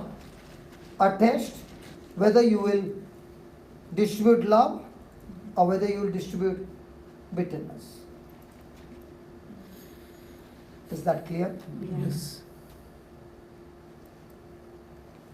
Why the tribulation?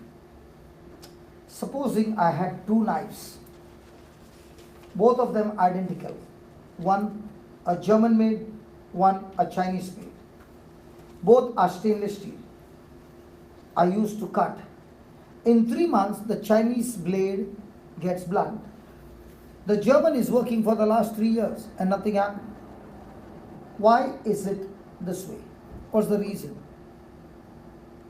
Both are stainless steel blade. Quality. What quality? One is tempered, another one is not tempered. So when does a metal get tempered? How do you temper a metal? In the heat. Make it extremely red hot and bring its temperature to room temperature in an instant. So you make it red hot and plunge it into an oil or water. The temperature comes down instantly. The metal gets hardened. In the same way, in our life, what is tribulation doing? Causing temper, heating us up. And in the midst of that heat, instead of retaliating, you plunge yourself in the love of God. Now what happens to your faith?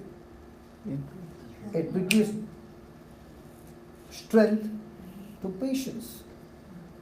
So the more the person is patient means what? He is more and more tempered in his faith. He can stand strong for a long time, bear everything for a long time. Why?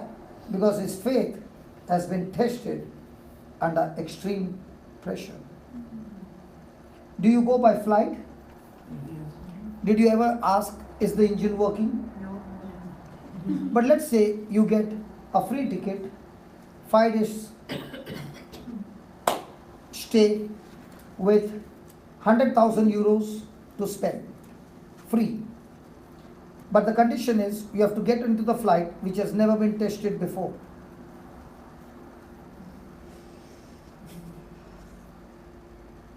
They just manufactured the flight and they did not even test whether it's working or not. And they gave you the choice.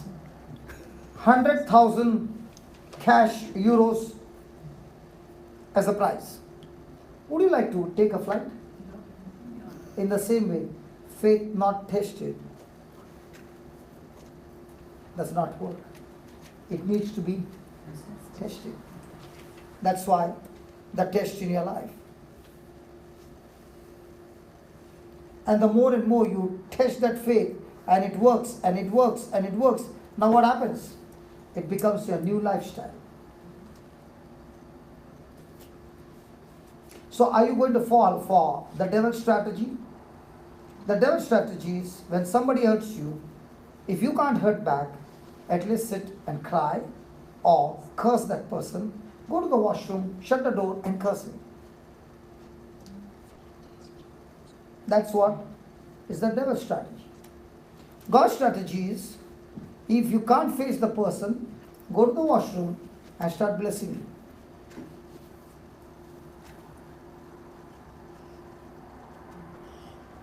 Which one do we follow? A or B? B. You follow B all these years? Then where you are, it cannot be, that's not your destination. If you have been following that for years, by now, you are promoted extremely high in the kingdom of God. In the kingdom of God, everything works through evidence. If somebody says, I'm anointed, the next question is, can you show me some evidence of supernatural things happening through you? I'll believe you are anointed, because anointing always brings destruction in the works of the devil. Sorry, what's that mean? Hmm? Anointing brings. Destruction in the works of the devil. For example, a person is sick. Just put that. Isaiah 10:27. Now, am I giving you everything scripture based? Yes.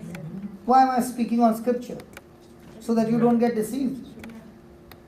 If I'm speaking anything, I speak like a lawyer. Section so and so says so and so in the court of the law. Now, will that section, whatever I take, does it have authority and power? Yes. But if I don't know the section, can I lose the case? Yeah.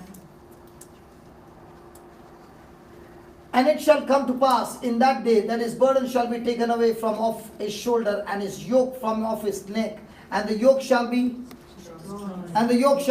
Destroyed. Why? Because of the anointing.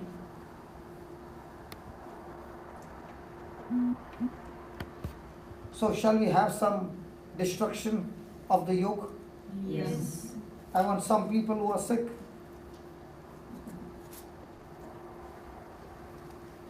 Somebody, come.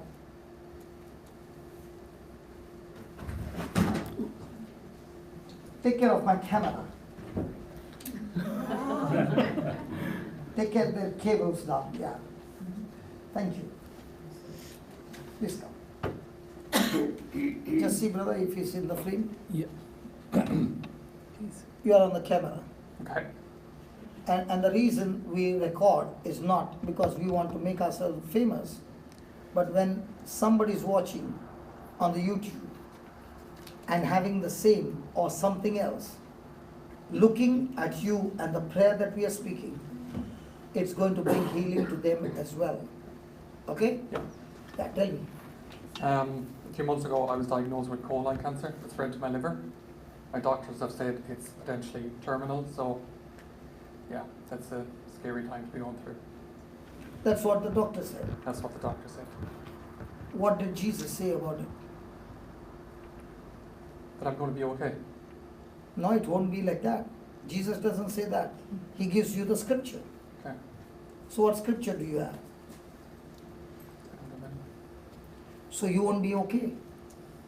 Don't feel bad. Supposing you want to go to India, Yeah. do you need a passport? Yes. Do you need a visa? Yes. Can you go there and stand and say it's going to be okay? No. Will the immigration allow you? No. So you need the document. Yes. In the same way, to kill that, you need a document. Yeah. So do you have the document? Not yet. So do you want the document? Yeah. Now my question to you is, did you pray to God? Yeah. What did you pray? I pray for healing. What did you say? Please give me healing. Praise Heal God. me of this cancer. Did you hear that? Yes. Please heal me of this cancer. Now, is God so cruel that only when He says He will heal him? No. Supposing you got a child and the child is sick, will you wait for the child to come and tell you, please heal, please mom, take care of me? Or will you go out of your way to take care? Right? Now I'll show you your mistakes. We make the correction, okay? Yeah. And when you follow those applications, when we meet again, you will be saying, brother, I was able to kill it. Okay? Yeah. It's not a fluke game, it's a game of skill. Yeah. Have you ever had dog? No. Have you ever seen a big dog, Yes. like a Rottweiler? Yes. Do you know about the Rottweiler? Yes. Is it ferocious? Yes. Okay. Supposing that Rottweiler is your dog Yeah. and you give him a bone with the flesh on it, what will you do? Tear it apart. And then what will you do with the bone? Keep on biting it? Yeah. And will the bone be his treasure? Yeah. Now I come to your house and that Rottweiler is sleeping and I look at the bone and I'm thinking of taking that bone. What do you think will happen to my hand? Nothing good. Might be before I can touch that bone, my bone will be in his mouth. Correct. Why? Because he will not tolerate any nonsense Yeah. touching his bone, because that is his treasure. Nobody touches it. Yeah. Correct? And God is saying, can you become like him and have my word in your mouth, that even if the doctor's report comes, or anything comes, I will not allow anybody to touch my bone that my Jesus has given me. Yeah. And such kind of faith is called Rottweiler faith. He means business. And only those who have got such kind of faith, a Rottweiler faith, a bulldog faith, they are the ones who are able to keep the bone. And the longer the bone remains, the longer the word remains, the word brings healing. Because the word releases a power called faith, and faith kills that sickness. Okay, so I have to give you number of bones. Okay. The first bone, 1 Peter 2:24. Can you please stand this side?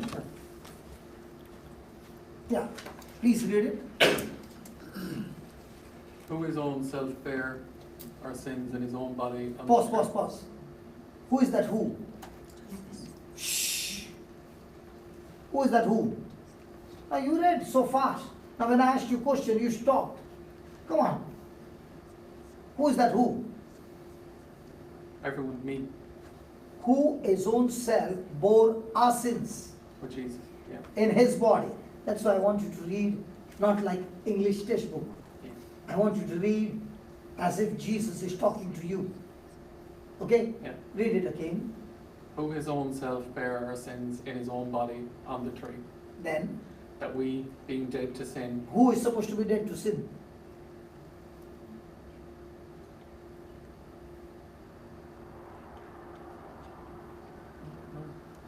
That we, being dead to sin,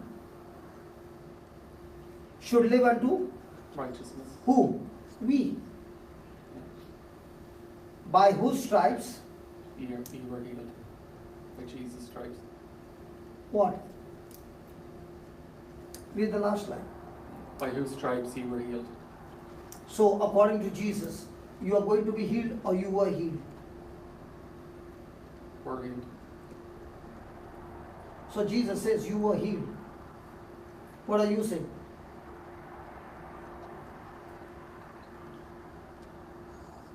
I will be healed. So, which one do you want to believe? I have been healed. You are very smart. You just got the bone right. Now, listen. Can you see this bulb?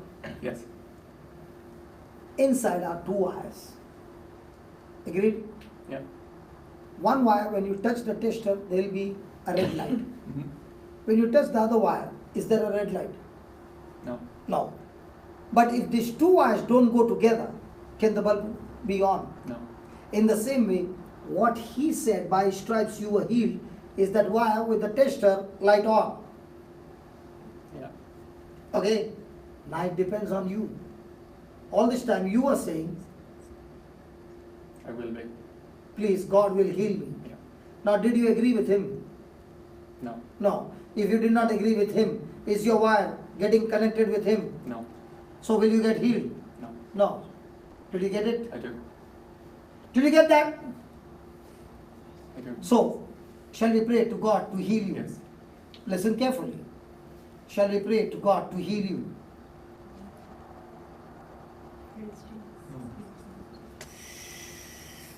Shall we pray to God to heal you?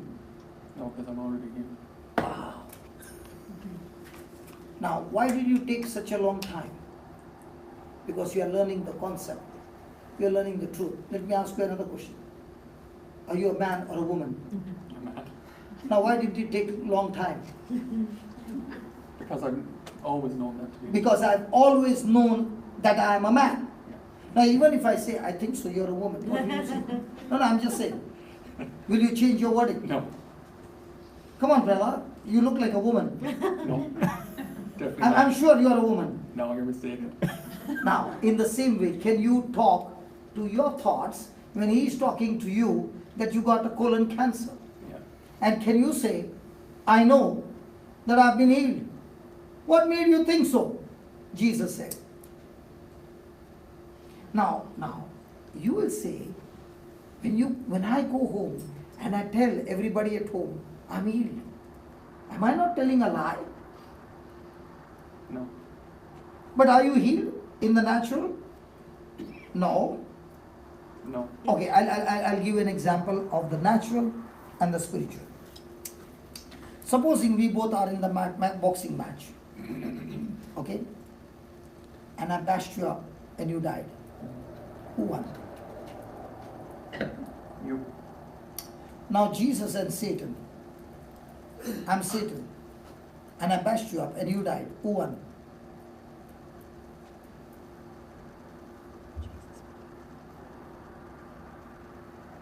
Jesus won. Hey, hold on. When you died, I won. Yeah. When Jesus died, who won? Jesus. No. Can you explain that? No. Okay, I'll explain to you. That's when you understand this truth. Jesus died. I can see with my eyes he's dead. So that means physically he's dead. That means he's a loser. He lost the match with my eyes. But when I look at him with my spiritual eyes, he won. Why did he win? Why did he win? Because when Adam committed sin, he lost. Right? Yeah. When Jesus was beaten up and bashed up and crucified, did he disobey God? No. So because he did not disobey God, did he win? Yes. So which one is more powerful, the physical or the spiritual? Spiritual. So physical, you got sickness. I do not deny. It's a fact. Yeah. But spiritual, are you going to be healed or you are healed? I am healed. So when you believe the spiritual more than the physical, Yeah. the spiritual has the power to kill the physical and bring new physical things. Yeah. Did you follow? I did. So if you are believing in the physical, you are already a loser. There's no way you can come out. But now you're saying, I am fixed on spiritual. Yeah. Do you have any pain? No. Oh God. If there was some pain, I could show you how I use spiritual word. Now what happens is, I'm going to pray. We are going to pray the truth. Surely the activation will take place. But for you to know, are there some symptoms? I had stomach pains and but they've been kind of taken care of with the surgery that they gave me a few months ago. But the cancer is still there. It's just that I can't feel it or see it or. Okay, but you don't know the symptoms now. No. Okay, doesn't matter. Okay, so now we are going to kill it. Okay. How are we going to kill it? Okay, spiritual. Give me Mark 11:22. And listen, what I'm explaining is for everybody. Okay? Then all those who need healing, you got to stand. And I'm going to make a prayer in one shot. And everybody gets their healing wherever they are. Are you understanding? Okay, Mark 11:22. Jesus answering said to them, have faith in God. Have faith in God. No. Have faith in God. All this time, you were told that you got cancer. Can you see it? No. So did you believe the report? Yes. Yes. Because you believe the report, were your emotions negative? Yes. Yes. Now, here is another report which says have faith in. God. So have faith in God means have faith in His word. Yeah. So the question is, the report that came from the doctor is also a truth, Yeah. but it is a physical truth. Mhm. The report that I see over there is not physical, but spiritual truth. Mhm. My question to you is, all physical things that you see, they came from where? Jesus. They came when God spoke the word. So the word is the raw material or the source from which all these things came, right? Yeah. Even the dust of the earth. Yeah. So your body is made of what? Dust. And it came from where? Yeah. It came from where? God. The word. Yeah. The word. When God spoke the word, the dust came. God used this dust and made the body. Yeah. So which one is the source? The dust or the word? The word. Right. So if there is a problem in the dust, can the word? Yes. Ah, did you get that? Yes. So if the dust came from the word and there's a problem in the dust, where do you need to go? The word. The word. Can the word recreate the dust? Yes. Good. Did you get that? Yes. So which one is more powerful? The report here or the report there?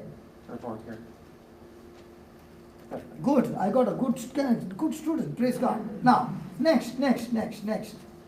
For verily I say unto you that whosoever, did you see that whosoever?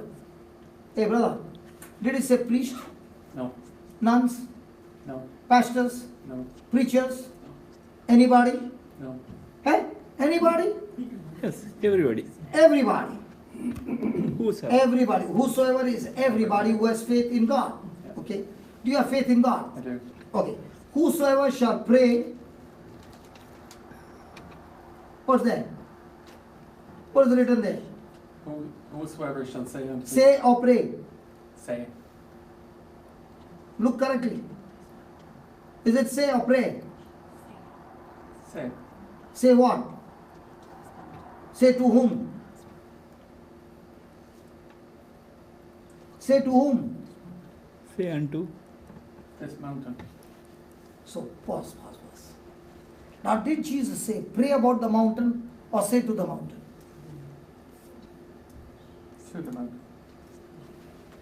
Say to the mountain or pray about the mountain?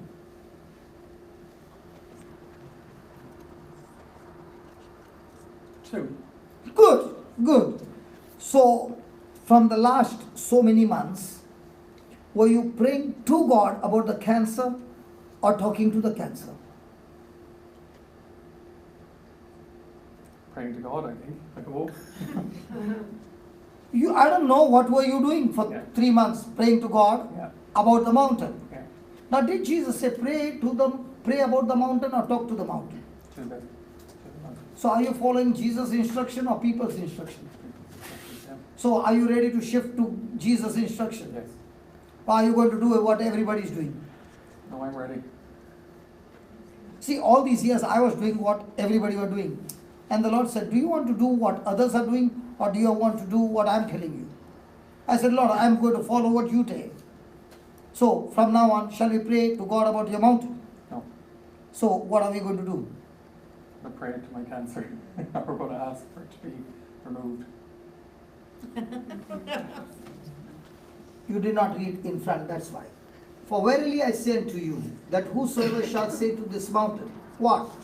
Be thou removed, and be thou cast into the sea, and shall not doubt in his heart. Now, is it a request or is it a command? A command. So now, are you supposed to request the cancer to come out? Or are you supposed to command? Tell it. Now, look at this, okay? You are a cop, and I am a criminal. Okay. Okay? Now, you chased my car, and you stopped my car. And now you are telling me to come out. But you are going on your knees, lifting your hands, and pleading me, and saying, please come out. What do you think I will do? I'll bash you up. Yeah. Do Irish cops do that? No. Or do they get the gun out? If he is dangerous, Yeah. will he wait for him to shoot, or the cop will shoot him first? Shoot him first. So now, why have you kept your gun inside? Jesus says, get your gun and tell that mountain, get out. And when you get out, go and fall into the sea. And when you say that, don't doubt in your heart. Okay. So my friend, who is in command, cancer or you? Me. And all these months, what were you doing? Letting the cancer control me. So who is supposed to control whom? Me. I'm supposed to control the cancer. Now, let me give you an example. Here is a cockroach, alive. Okay? What will be your reaction to the cockroach? Will you jump, scream and run, or will you kill it? Probably trying to kill it. No, try to kill I it. will kill it. Try to kill the cockroach. I will kill it. My God, you will try. They're fast at the buggers, you know. No, he's bothering you. Okay. Yeah, will you do this and kill it? Okay. Yeah? Now, with God's authority, is a cockroach and cancer the same? Yes. But in your mind, is cancer and cockroach the same? Yeah. That's why you got fear. See, the same cockroach, if I leave, might be that cockroach went and sat on one lady's chest and is looking at her and saying, hi. What will be the woman's reaction? Get away from me. That's all? She will have such a powerful breakdance that even Michael Jackson can't do it. Her moves will be so fast and the voice will be so loud you don't need a mic. Now the problem is with the cockroach or our own attitude. Attitude. Same cockroach sits on your chest. What will you do? Will you scream? No. You say, better back off, Yeah. otherwise I'll kill you. Because you are not scared of that fellow. No. Are you following? Yeah. But what about the lady? Because her attitude is extreme fear, the cockroach will threaten her to death. Mm. So in the same way, if you are filled with fear, cancer will threaten you to death. Yeah. But if you know who you are, whose you are, in what authority you are, and what power is inside you, that when you speak your faith, you can kill that cancer. Praise the Lord. Yes. I'm standing before you. In the last 22 years, I must have taken medicine only 4 or 5 times. And whatever came was killed in a matter of days. The last time I had got was African malaria, where a person can die if medicine is not given for 4 days. The person is grounded for a month. And I finished it in 2 days, and the 3rd day, I was in the next country preaching the word of God. It's your attitude. The malaria can kill me, but when I know the faith and the power that I carry, before it can attack me, I can kill it by my words. Please understand, the earth was made by earth. So with the same word, can this earth be repaired? Yes. So if you are not speaking the word of God, will the earth be repaired, or the earth will get more into corruption? More interruption. Yeah. Are you following? Yeah. Did Jesus, when he saw a blind man, sat down and cried and said, oh God, how do I heal? Or did he speak the word? He spoke the word. What did he say? You are blind? Or did he say, receive sight? Receive sight. So did Jesus say what was there? Or did he say what he wanted to be there? The man was blind. Did Jesus say you are blind? Or did he say receive sight? He said receive sight. The man was paralytic. Did he say you are paralytic? Or pick up your mat, rise up and walk? Walk. So did Jesus say what was there? Or did he say what he desired to be there? What he desired to be there. What are you saying? What's there? That's what I have been saying. And as long as you are saying that, will the dust change? No. So what are you supposed to do? Say what's there, that I have been healed. Because Jesus has said that. So you are going to say what Jesus said, and that's what your desire is. Yeah. Are you following? Yeah. Good. Is it a good coaching? Yes. Good. Hallelujah. Hallelujah. Hello, is it good? Yes. Very good. Are we all understanding our mistakes? Yes. Good. Cockroach.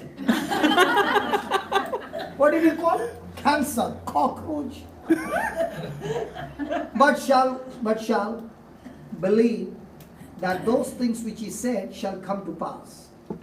Now, when you say, I got cancer, what are you believing? That this cancer will come to pass. Then he shall have whatsoever he says. Now, read that last line.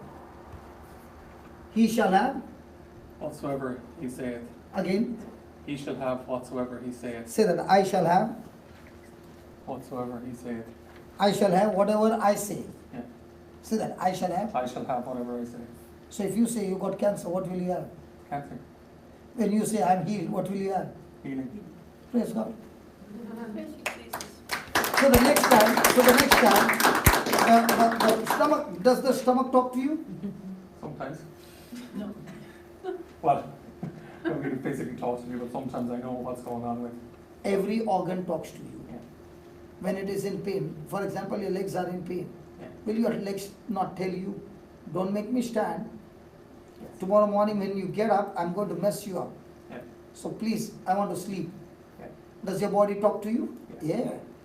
So are you going to listen what the body is saying? Or are you going to listen to what Jesus is saying? What Jesus is saying. So the body is saying, I still got cancer. What are you going to say? I've been healed. Because Jesus said, you will have whatsoever you say. Yeah. So the next time somebody says, how are you? Oh, please pray for me and keep me in prayer. I'm suffering from cancer. That's what I've been saying. Yeah. Instead of saying, I'm great. I don't know. Holy Spirit is revealing all your mistakes. Yes. So if you have been doing all those negative things, that means you have been putting salt in your coffee and tasting salty and saying, God, can you make it sweet? What is God saying? Stop that putting salt and start putting sugar. Yeah. The coffee will become sweet. Yeah. Stop speaking your fear. Stop speaking the physical evidence and start speaking my evidence and my faith, and the coffee will become Great. Did you get it? I did. Did you get it? I did. And all that what we learned is going on the YouTube. So make this teaching your favorite teaching. Listen to it 100 times. Yeah. So the more and more you listen to it, it will build up your whole system. Then, if somebody says, you look like a lady, are you a lady? No. Why did it take a lot of time this time? I feel like you're trying to trick me now. You're just trying to trick me now. Yeah, I'm going to trick you up. That's why I'm saying. Are you a lady? No. But you look like. No. Impossible. Your voice is like a lady. So that means you might be a lady. No. So no matter what I say, are you going to change? No. So in the same way, there's a cancer inside.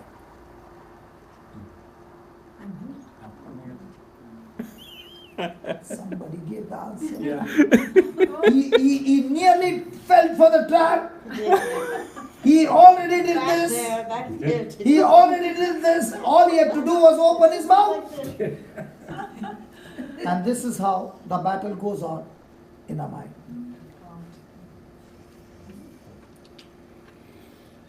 You know why I'm asking him so many questions?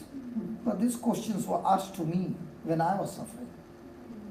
And I did not know the truth, and I was getting bashed up. And instead of things getting better, things became worse. And my time, there was a symptom. I should do this continuously. Okay? So the priest prayed over me and told my wife, take him home, he is healed. Okay? Now my wife is taking me home. But the symptom is there. Now what should she say to me? Am I healed or am I still sick? You're here. But the symptom is there. What should she say? We went so far, nothing happened, isn't it? You know what she did? She said at least 100 times in a day, you are completely healed. She did not bother to look at the symptom. The next morning when I got up, she taught my children to say the same. So now 3 people at home are saying the same thing. Dad, you are healed. Hey, you are healed. You look better than yesterday. Now I am confused. I am confused because this is happening and these 3 people are saying this. So when the bombardment became too much, my mind started changing and I began to say to myself, I am healed. 5th day, symptoms stopped. So before it could stop, they had to speak not physical evidence, spiritual evidence. And when they continued to speak in spite of the physical evidence, that's when the harvest came. So what are you going to say? I've been healed. So I'm in the intercession prayer group and I'm saying, brother, can I pray something for you? Do you want me to pray something for you?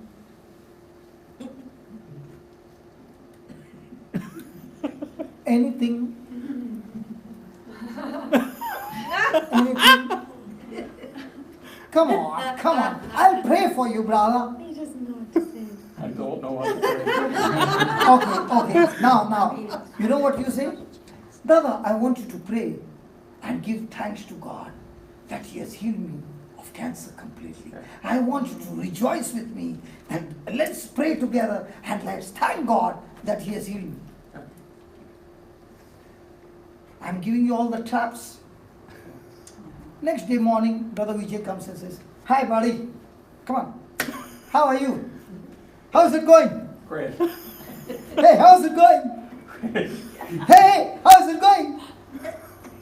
Great. What about the test report, brother?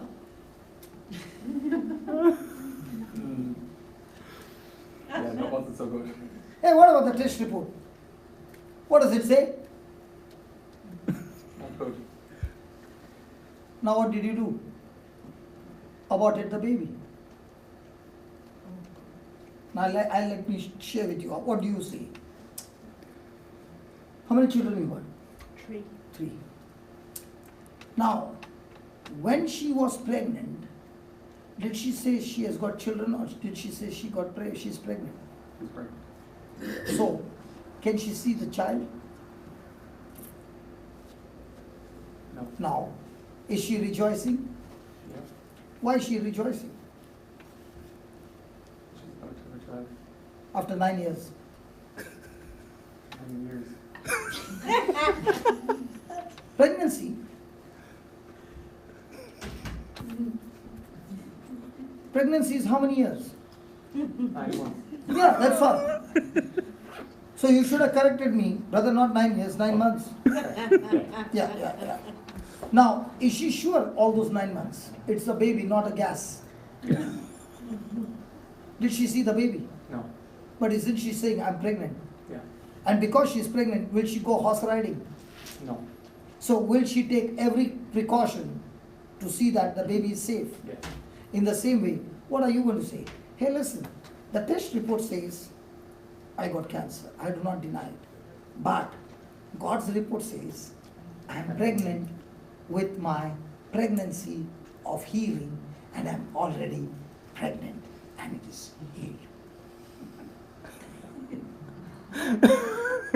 So before the healing can come, is there going to be pregnancy? Yeah. So congratulations, you just got pregnant today. Thank you. Now that you're pregnant, that pregnancy takes 9 months. What about spiritual pregnancy? Good! So in spiritual pregnancy, there's no time bar. It's about your speaking, believing, action. Yeah. So congratulations. Ultimately, we got a man pregnant. But are you pregnant in your physical womb? No, because we men don't have physical womb. But do we have a spiritual womb? Yes. When you're pregnant in your spiritual womb, that's called as faith. Okay. So will you have whatsoever you say? Yes. So all these months you said the right thing or the bad things? But the bad things, the wrong So, things. so do we need to abort that? Yes. So do you need to open your mouth and say, God, in your name Jesus, cancel and destroy all those words that I spoke against my own body. Yes. So shall we pray now? Yes. One more scripture. Okay. Okay. 24. Are you getting late? No. No. Because this is going to help you for your lifetime. Yes. This is not only pregnancy of healing, this is a pregnancy for anything. Yes. Thank you. I can see smiles on. Yes. Now tonight when you go home, the husband will say, how are you? Very fine. How was the day? Beautiful. Do you know, darling, I got pregnant today. Where did you go? I went to church and I came back pregnant. Did Mother Mary get pregnant? Yes. By the word? Yes. And the word was speaking about the baby? Yes. Jesus? Yes. Did that word bring Jesus? Yes. In the same way, can this brother get pregnant with the word on healing? Yes. Yes. So will he deliver the baby healing? Yes. Yes. It's the same. Each word has got different seed for pregnancy. Now this house that we are building of 500 people, I got pregnant about a year back. When I saw that there was no place taking place. And I began to say, God, give me 400 people. God, give me 400 people. God, give me 400 people. In no time, the numbers went like at a rapid speed, 40 to 73. And now when it became 73, I said, God, the place is small. You got to give me a big place. And thank you, I receive it in faith by Jesus' name. And what I got pregnant and what I was speaking, now the construction has begun.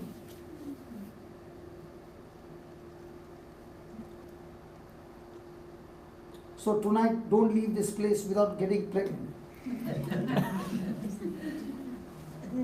Therefore I say unto you, what things soever you, Desire. Desire. when you pray. Now, when you pray, when you were praying what you desired or were you praying what you did not desire?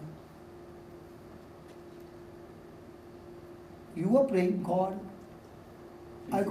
please heal me. In other words, I'm sick. Yeah. That's why you healed me. Yeah. So your mind was full of sickness. Yeah. Now he's saying, when you pray, fill your mind with desire. Okay. So now my question to you is, let's say God healed you. What will you do after the healing? Thank God. And then?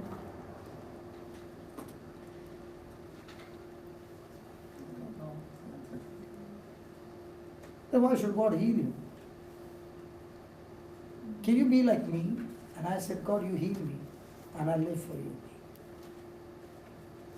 Yes. Because for me it was, devil, you messed up my life. Lord, teach me how to mess up the kingdom of darkness. That's why every day I go on a mission to destroy the kingdom of darkness. Can you be a partner? Yes. Good. So, whatsoever things you desire, when you pray, believe that you, Receive them. and then you shall. Help her. Which one comes first? Receive. Pray. First comes what? Receive them or believe that you have received them. Believe. Which one comes first? Believe. Believe what? Received it. You've received it. And then you shall have them. Yeah. So have them comes first or afterwards? Believe comes first. So now, example, huh? It's an example, not a real thing. You ask God for a mobile. Example. God gave you a mobile. Now is it in your hand? Yes. Can you feel it? Yes. Can you touch it? Yes. Will you be able to use it? Yes. What will you tell God? Thank you. Thank you. Don't give him the answer. Thank you. Yeah. Because you have received it. Yes. Now God asked you, now you ask God for a mobile. He gave it to you. Can you see it? No. Can you touch it? No. Can you feel it? No. Can you use it? No. Now what will you say?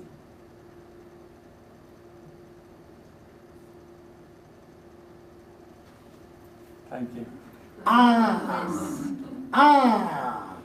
That means even though I have no physical evidence, but because you said it, Lord, I choose to believe. Oh, sorry. I'm so excited. I'm so sorry. Did it hurt you?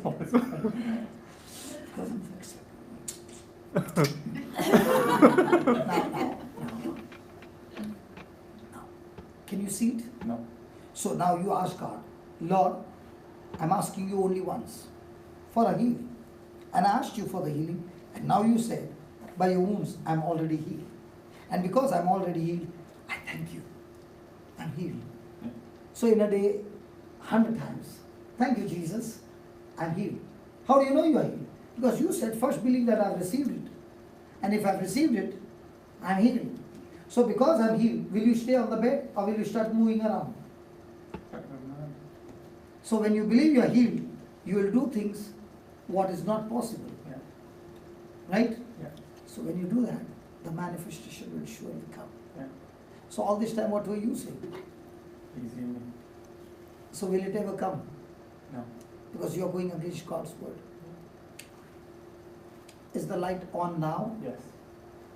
Darkness is gone. Yes. So shall we pray? Yes. One more. Okay. Last one. Last one. Read the first line. First word. No. Last one. Next one. Okay, sorry.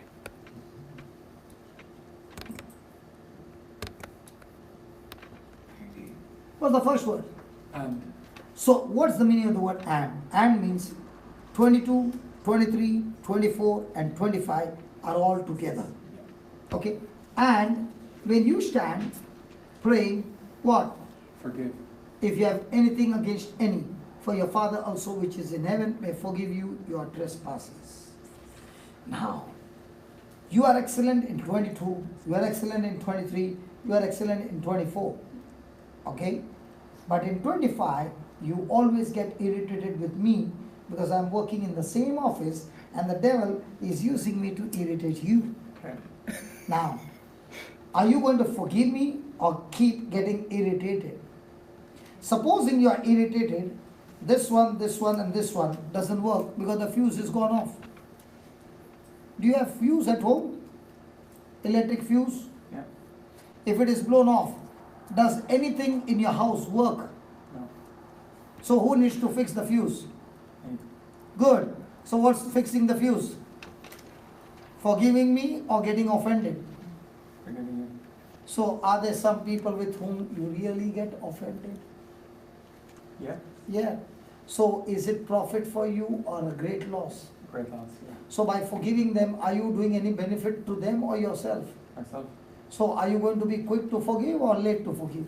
Quicker to forgive. Are you going to say, let him come and say sorry to me, then I will forgive? No. Because if you are waiting for him to come, this is going to grow. Yeah.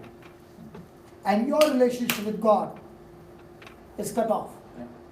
So, there are 4 principles now. First one, say to the mountain. So what is the first thing? Saying. See that? Saying. Yeah. Second one is believe. Believe. Don't doubt in your heart, but believe what you said shall come to pass. Yeah. So first comes saying, then comes believing. Third one, when you pray, believe that you have received it. Yeah. So what comes third? Receiving. Yeah. And fourth comes forgiving. Saying, believing, receiving, forgiving. Saying, believing, receiving, forgiving. That's how faith works. You say what God promised. Yeah. You believe what God promised. Receive. You receive what God's promised. Before the manifestation, the devil will come with attack to give you what? Bitterness. Now, if you fail this, you aborted your baby. So if you are saying, believing, receiving, saying, believing, receiving, but failing the forgiving test, forget about it. And let me tell you, when you are very close to your miracle, the devil will try his best to irritate you. Yeah. And now when you understood the truth, you are saying, devil, go and do what you want. I'm still going to love. And by the time you learn to love somebody who doesn't deserve to be loved, hasn't that changed your character? Yeah. When your character changes, hasn't that changed your attitude? Yeah. Your attitude connects you to the favor of God. So now you got the whole package. So shall we pray to God now Yes. to heal you? Oh. He tricked me. But you found it. That doesn't matter. Even if I tricked you, you found that I was tricking you. Yeah. Okay. That means you are vigilant. Right? Yeah. Okay. So first thing, we will cancel the negative words that you spoke. Okay. And when we are praying, we all pray together. How many of you want healings? Okay. Now all those who want healing, you close your eyes and say the same principle. Okay? Is that okay? Yes. Close your eyes. Let's stand this. Okay? Say this. Heavenly Father, Heavenly Father, I thank you, I praise you I thank you, I praise you for teaching me the principles of faith. for teaching me the principles of faith. All this time, All this time, I have been saying, I have been saying, I have faith, I have faith, but without the word of God, but without the word of God, it means it means I had human faith I have human faith, or sense knowledge faith. or sense knowledge faith. But as I began to understand the word of God, But as I began to understand the word of God, I realized I realized my words were words of doubts my words were words of doubt and words of death and words of death, because because they contradicted they contradicted your word.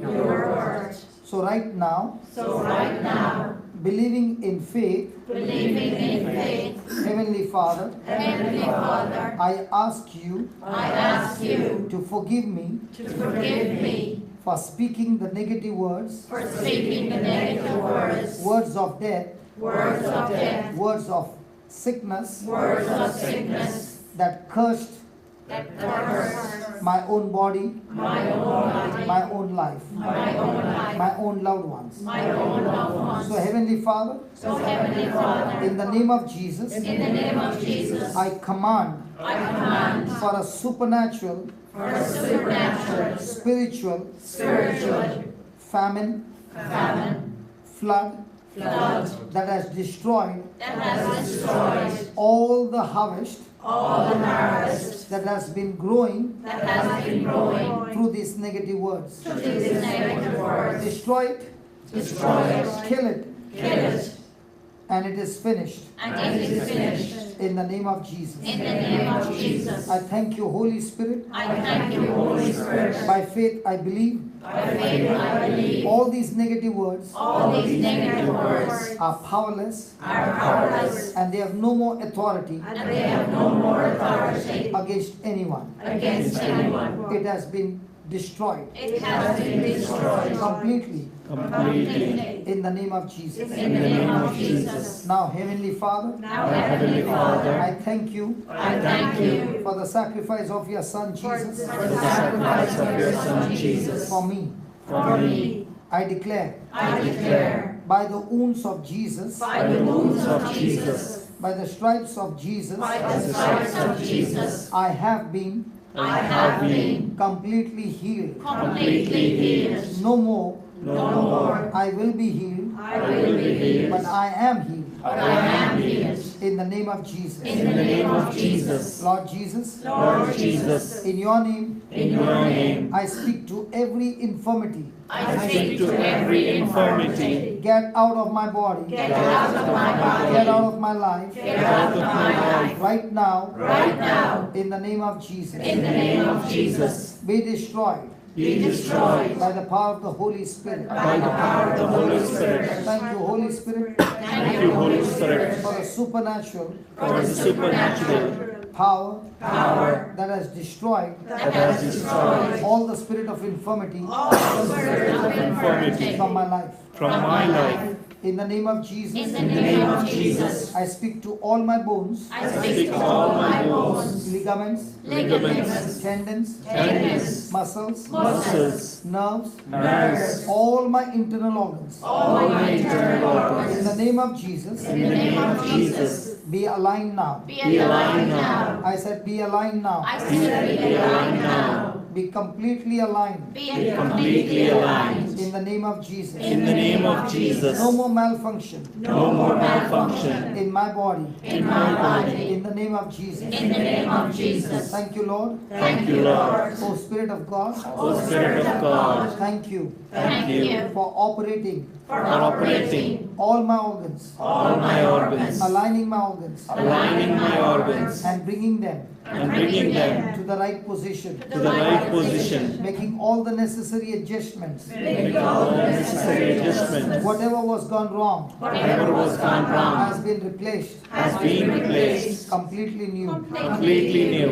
In the name of Jesus. In the name of Jesus. Thank you, Lord. Thank you, Lord. With this alignment, With this alignment, all the pain has left my body all pain is left my body completely, completely, and I'm completely healed. completely Set free. set free. In the name of Jesus. In the name of Jesus. Hallelujah. Hallelujah. Hallelujah. Hallelujah. Hallelujah. Hallelujah. Set free.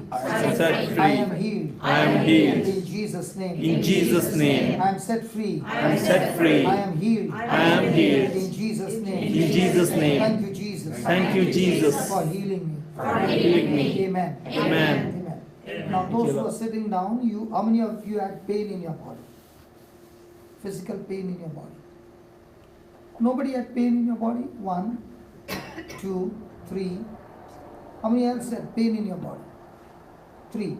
Check the pain. It's gone. Check whatever you cannot do or wherever you had pain. And all those who lifted your hands up, can you please stand up?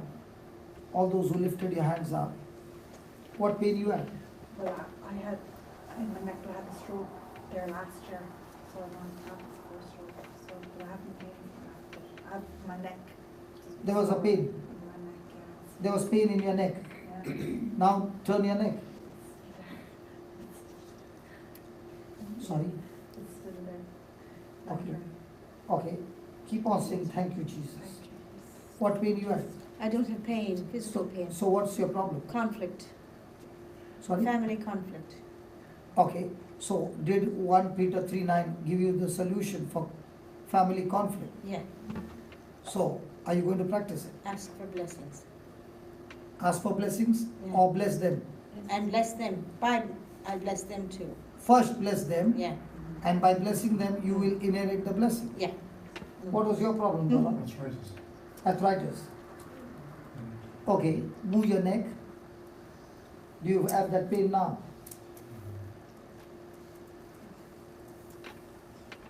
Is the pain there?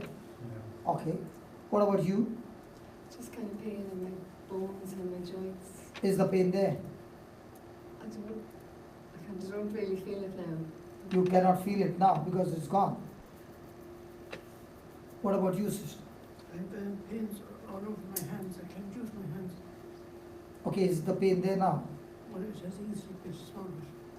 What did she say? Reduced a small bit. Okay. Now, all those who are still having pain, keep on moving. If you got your fingers, keep on moving and keep on saying, thank you, Jesus, I'm healed. Keep on moving your neck and say, thank you, Jesus, I'm What, healed. whatever pain you had. Thank you, Jesus, I'm healed.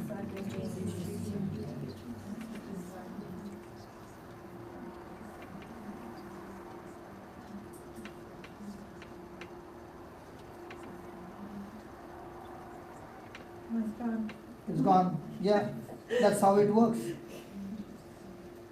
That's how you exercise your faith. You fight against it. I had a stroke last year, so it's looking, you've up taken all my tablets. So it just went off. So that's how you fight it. Turn your neck down. And keep on saying that. The words. Thank you. Yeah, sit down. Yeah. No. What about you? Your pain is gone. Only the two of you. Keep on saying, thank you, Jesus. I am healed. Thank you, Jesus. I am healed. The application is the same. Come on. Say it loudly.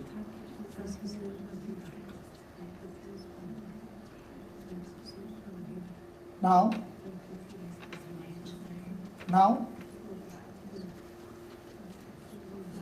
They're still there.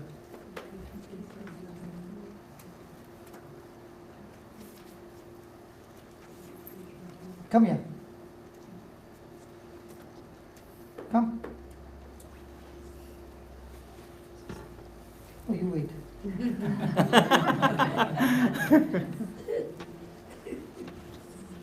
Is the pain there? Only the tips of your finger. Okay. Hold the hand. Close your eyes and say this. Lord Jesus, Jesus, I am anointed. I am anointed. And the word says, And the word says, when the anointing comes, when the anointing comes, it removes the burden it removes the burden and destroys the yoke and destroys the yoke of the devil. of the devil. Lord, Lord, the yoke of this sickness the yoke of the sickness is completely destroyed. is completely destroyed. Whatever is the cause of this pain, Whatever is the cause of this pain, the spirit of infirmity the spirit of infirmity is completely destroyed, is completely destroyed, and the sister and the sister is completely healed. is completely healed. Lord Jesus, Lord Jesus, I spoke your word, I spoke your word, and your word and your word shall not come back empty. shall not come back empty. I thank you. I thank you. Your word Your word is healing her right now is healing her right now and bringing forth the result. and bringing forth the result. In the name of Jesus, In the name of Jesus, all allergy is gone, all energy is gone, all infection is all gone, infection is gone, and all the pain is gone. and all the pain is gone. Her fingers are completely healed. Fingers are completely healed. In Jesus' name. In Jesus' name, Amen. amen. Amen. Amen. Now Amen. check.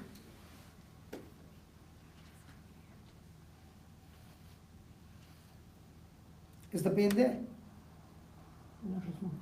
Yeah. So now every day what will you say?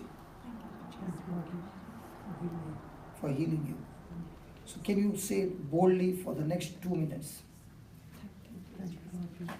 No, close your eyes, concentrate, look at Jesus and say that. As this sister said, I kept saying and suddenly it went. The same it is. Come on. Thank you, Lord Jesus, for healing me. Thank you, Lord Jesus, for healing me. Thank you, Lord Jesus, for healing me. Thank you, Lord Jesus, for healing me. Thank you, Lord Jesus, for healing me. Remember the table tennis? Start bashing up by saying, thank you, Lord Jesus. You have healed me completely. Thank you, Lord Jesus, you're healing me completely. Thank you, Lord Jesus, you're healing me. Every word is bashing up. Come on. Thank you, Lord Jesus, you're healing me completely. Thank you, Lord Jesus, you're healing me completely. Beautiful. Thank you, Lord Jesus, you're healing me completely. Beautiful. Thank you, Lord Jesus, you're healing me completely. Healed me. Healed me. Thank you, Lord Jesus, you're healing me completely. Healed. Thank you, Lord Jesus, you're healing me completely. Now, much better. So by your speaking, isn't it changing the situation in your fingers? Yeah. So the more and more you force yourself and start speaking, the application is the same. Supposing the coffee is extremely bitter, do you need to add more sugar? Yeah, to make it sweet. In the same way, If you find that it is more painful, what are you going to do? Pray or say? Pray or say? Say. Okay, now you are praying, and what will you pray? Thank you, Lord Jesus. You have healed me. All this time, what were you praying? Please heal me.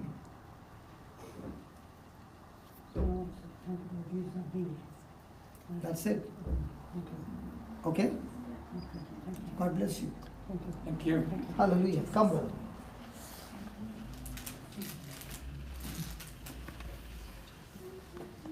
Take care of my camera.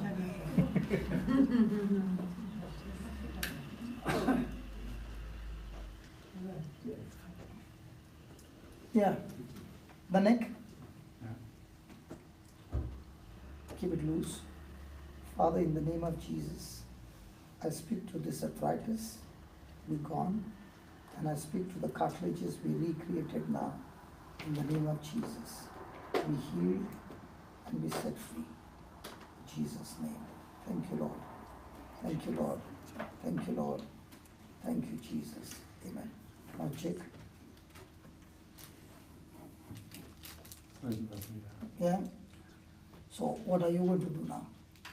Keep on thanking God that it has been healed. Now how much time did it take? A few seconds.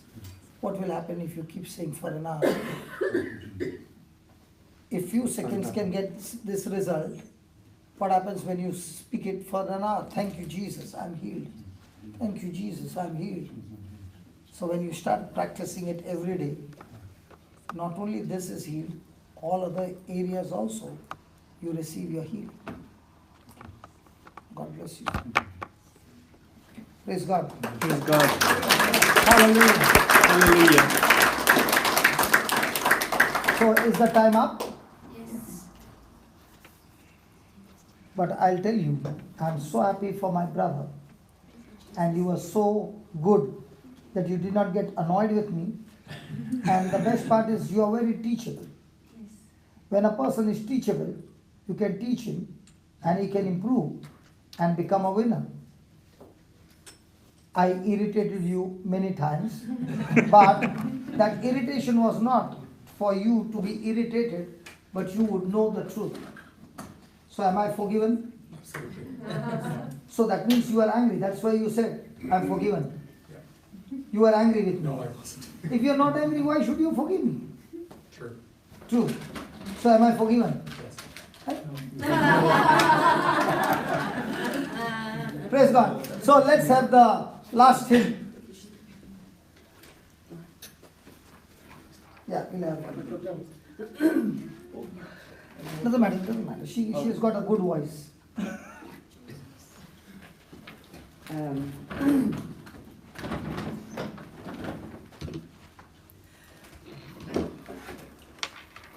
These are the words.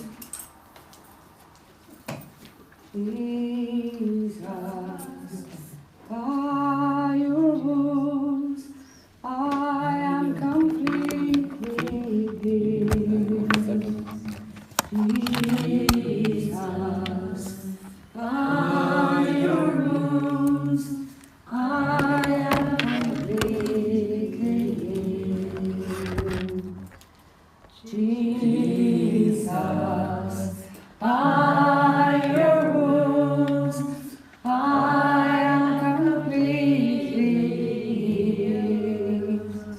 Jesus, by your wounds, I am completely healed.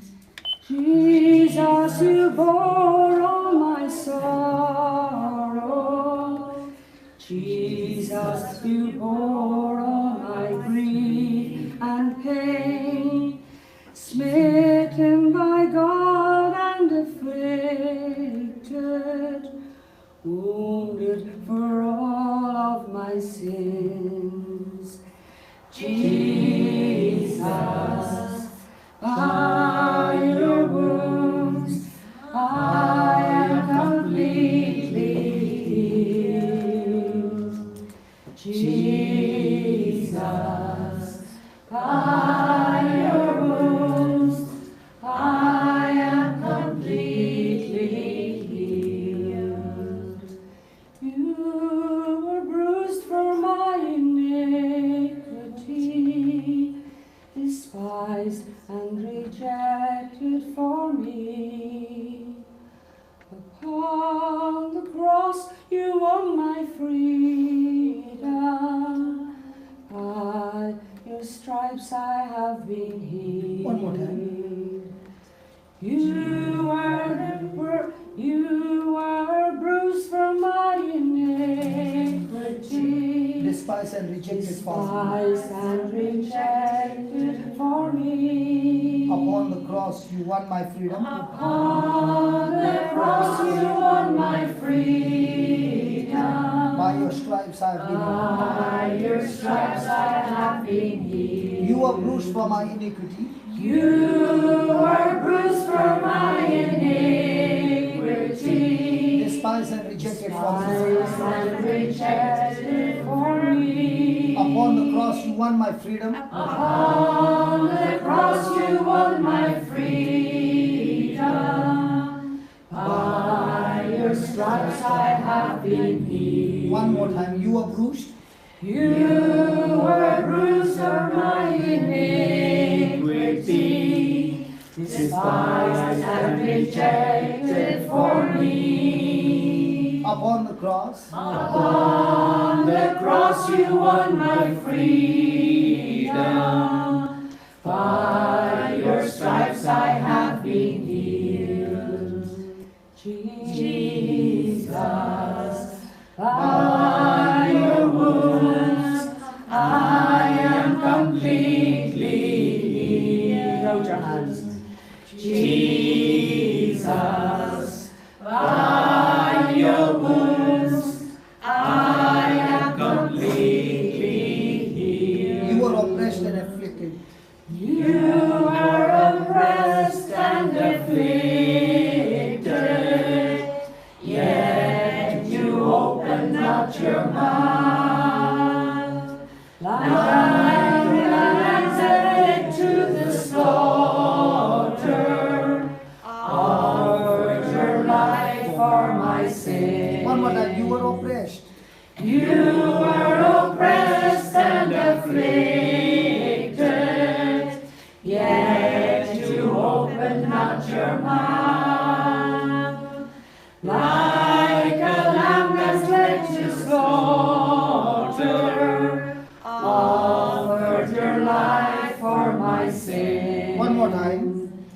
You were oppressed and afflicted, yet you opened not your mouth. Like a lamb that's led to slaughter, offered your life for my sin. Jesus. Jesus, by your wounds I am completely healed. Jesus, by your wounds I am completely healed. Jesus, you bore all my sorrow. Jesus, you bore all my sorrow. Jesus, you bore all my pain. Smitten by God and afflicted, wounded for all my sins. One more time. Jesus. Jesus, you bore all my sorrow. Jesus, you bore all my grief and pain. Smitten by God and afflicted, wounded for all of my sins. One more time, please. Jesus, you bore all my sorrow. Jesus, you bore all my grief and pain. Smitten by God and afflicted, wounded for all of my sins. sins. One last time, Jesus, by your Jesus, Jesus, by your wounds, I am completely healed. Sure, put your hands up. Jesus, by your wounds, I am completely healed. Praise the Lord. Praise the Lord. Hallelujah.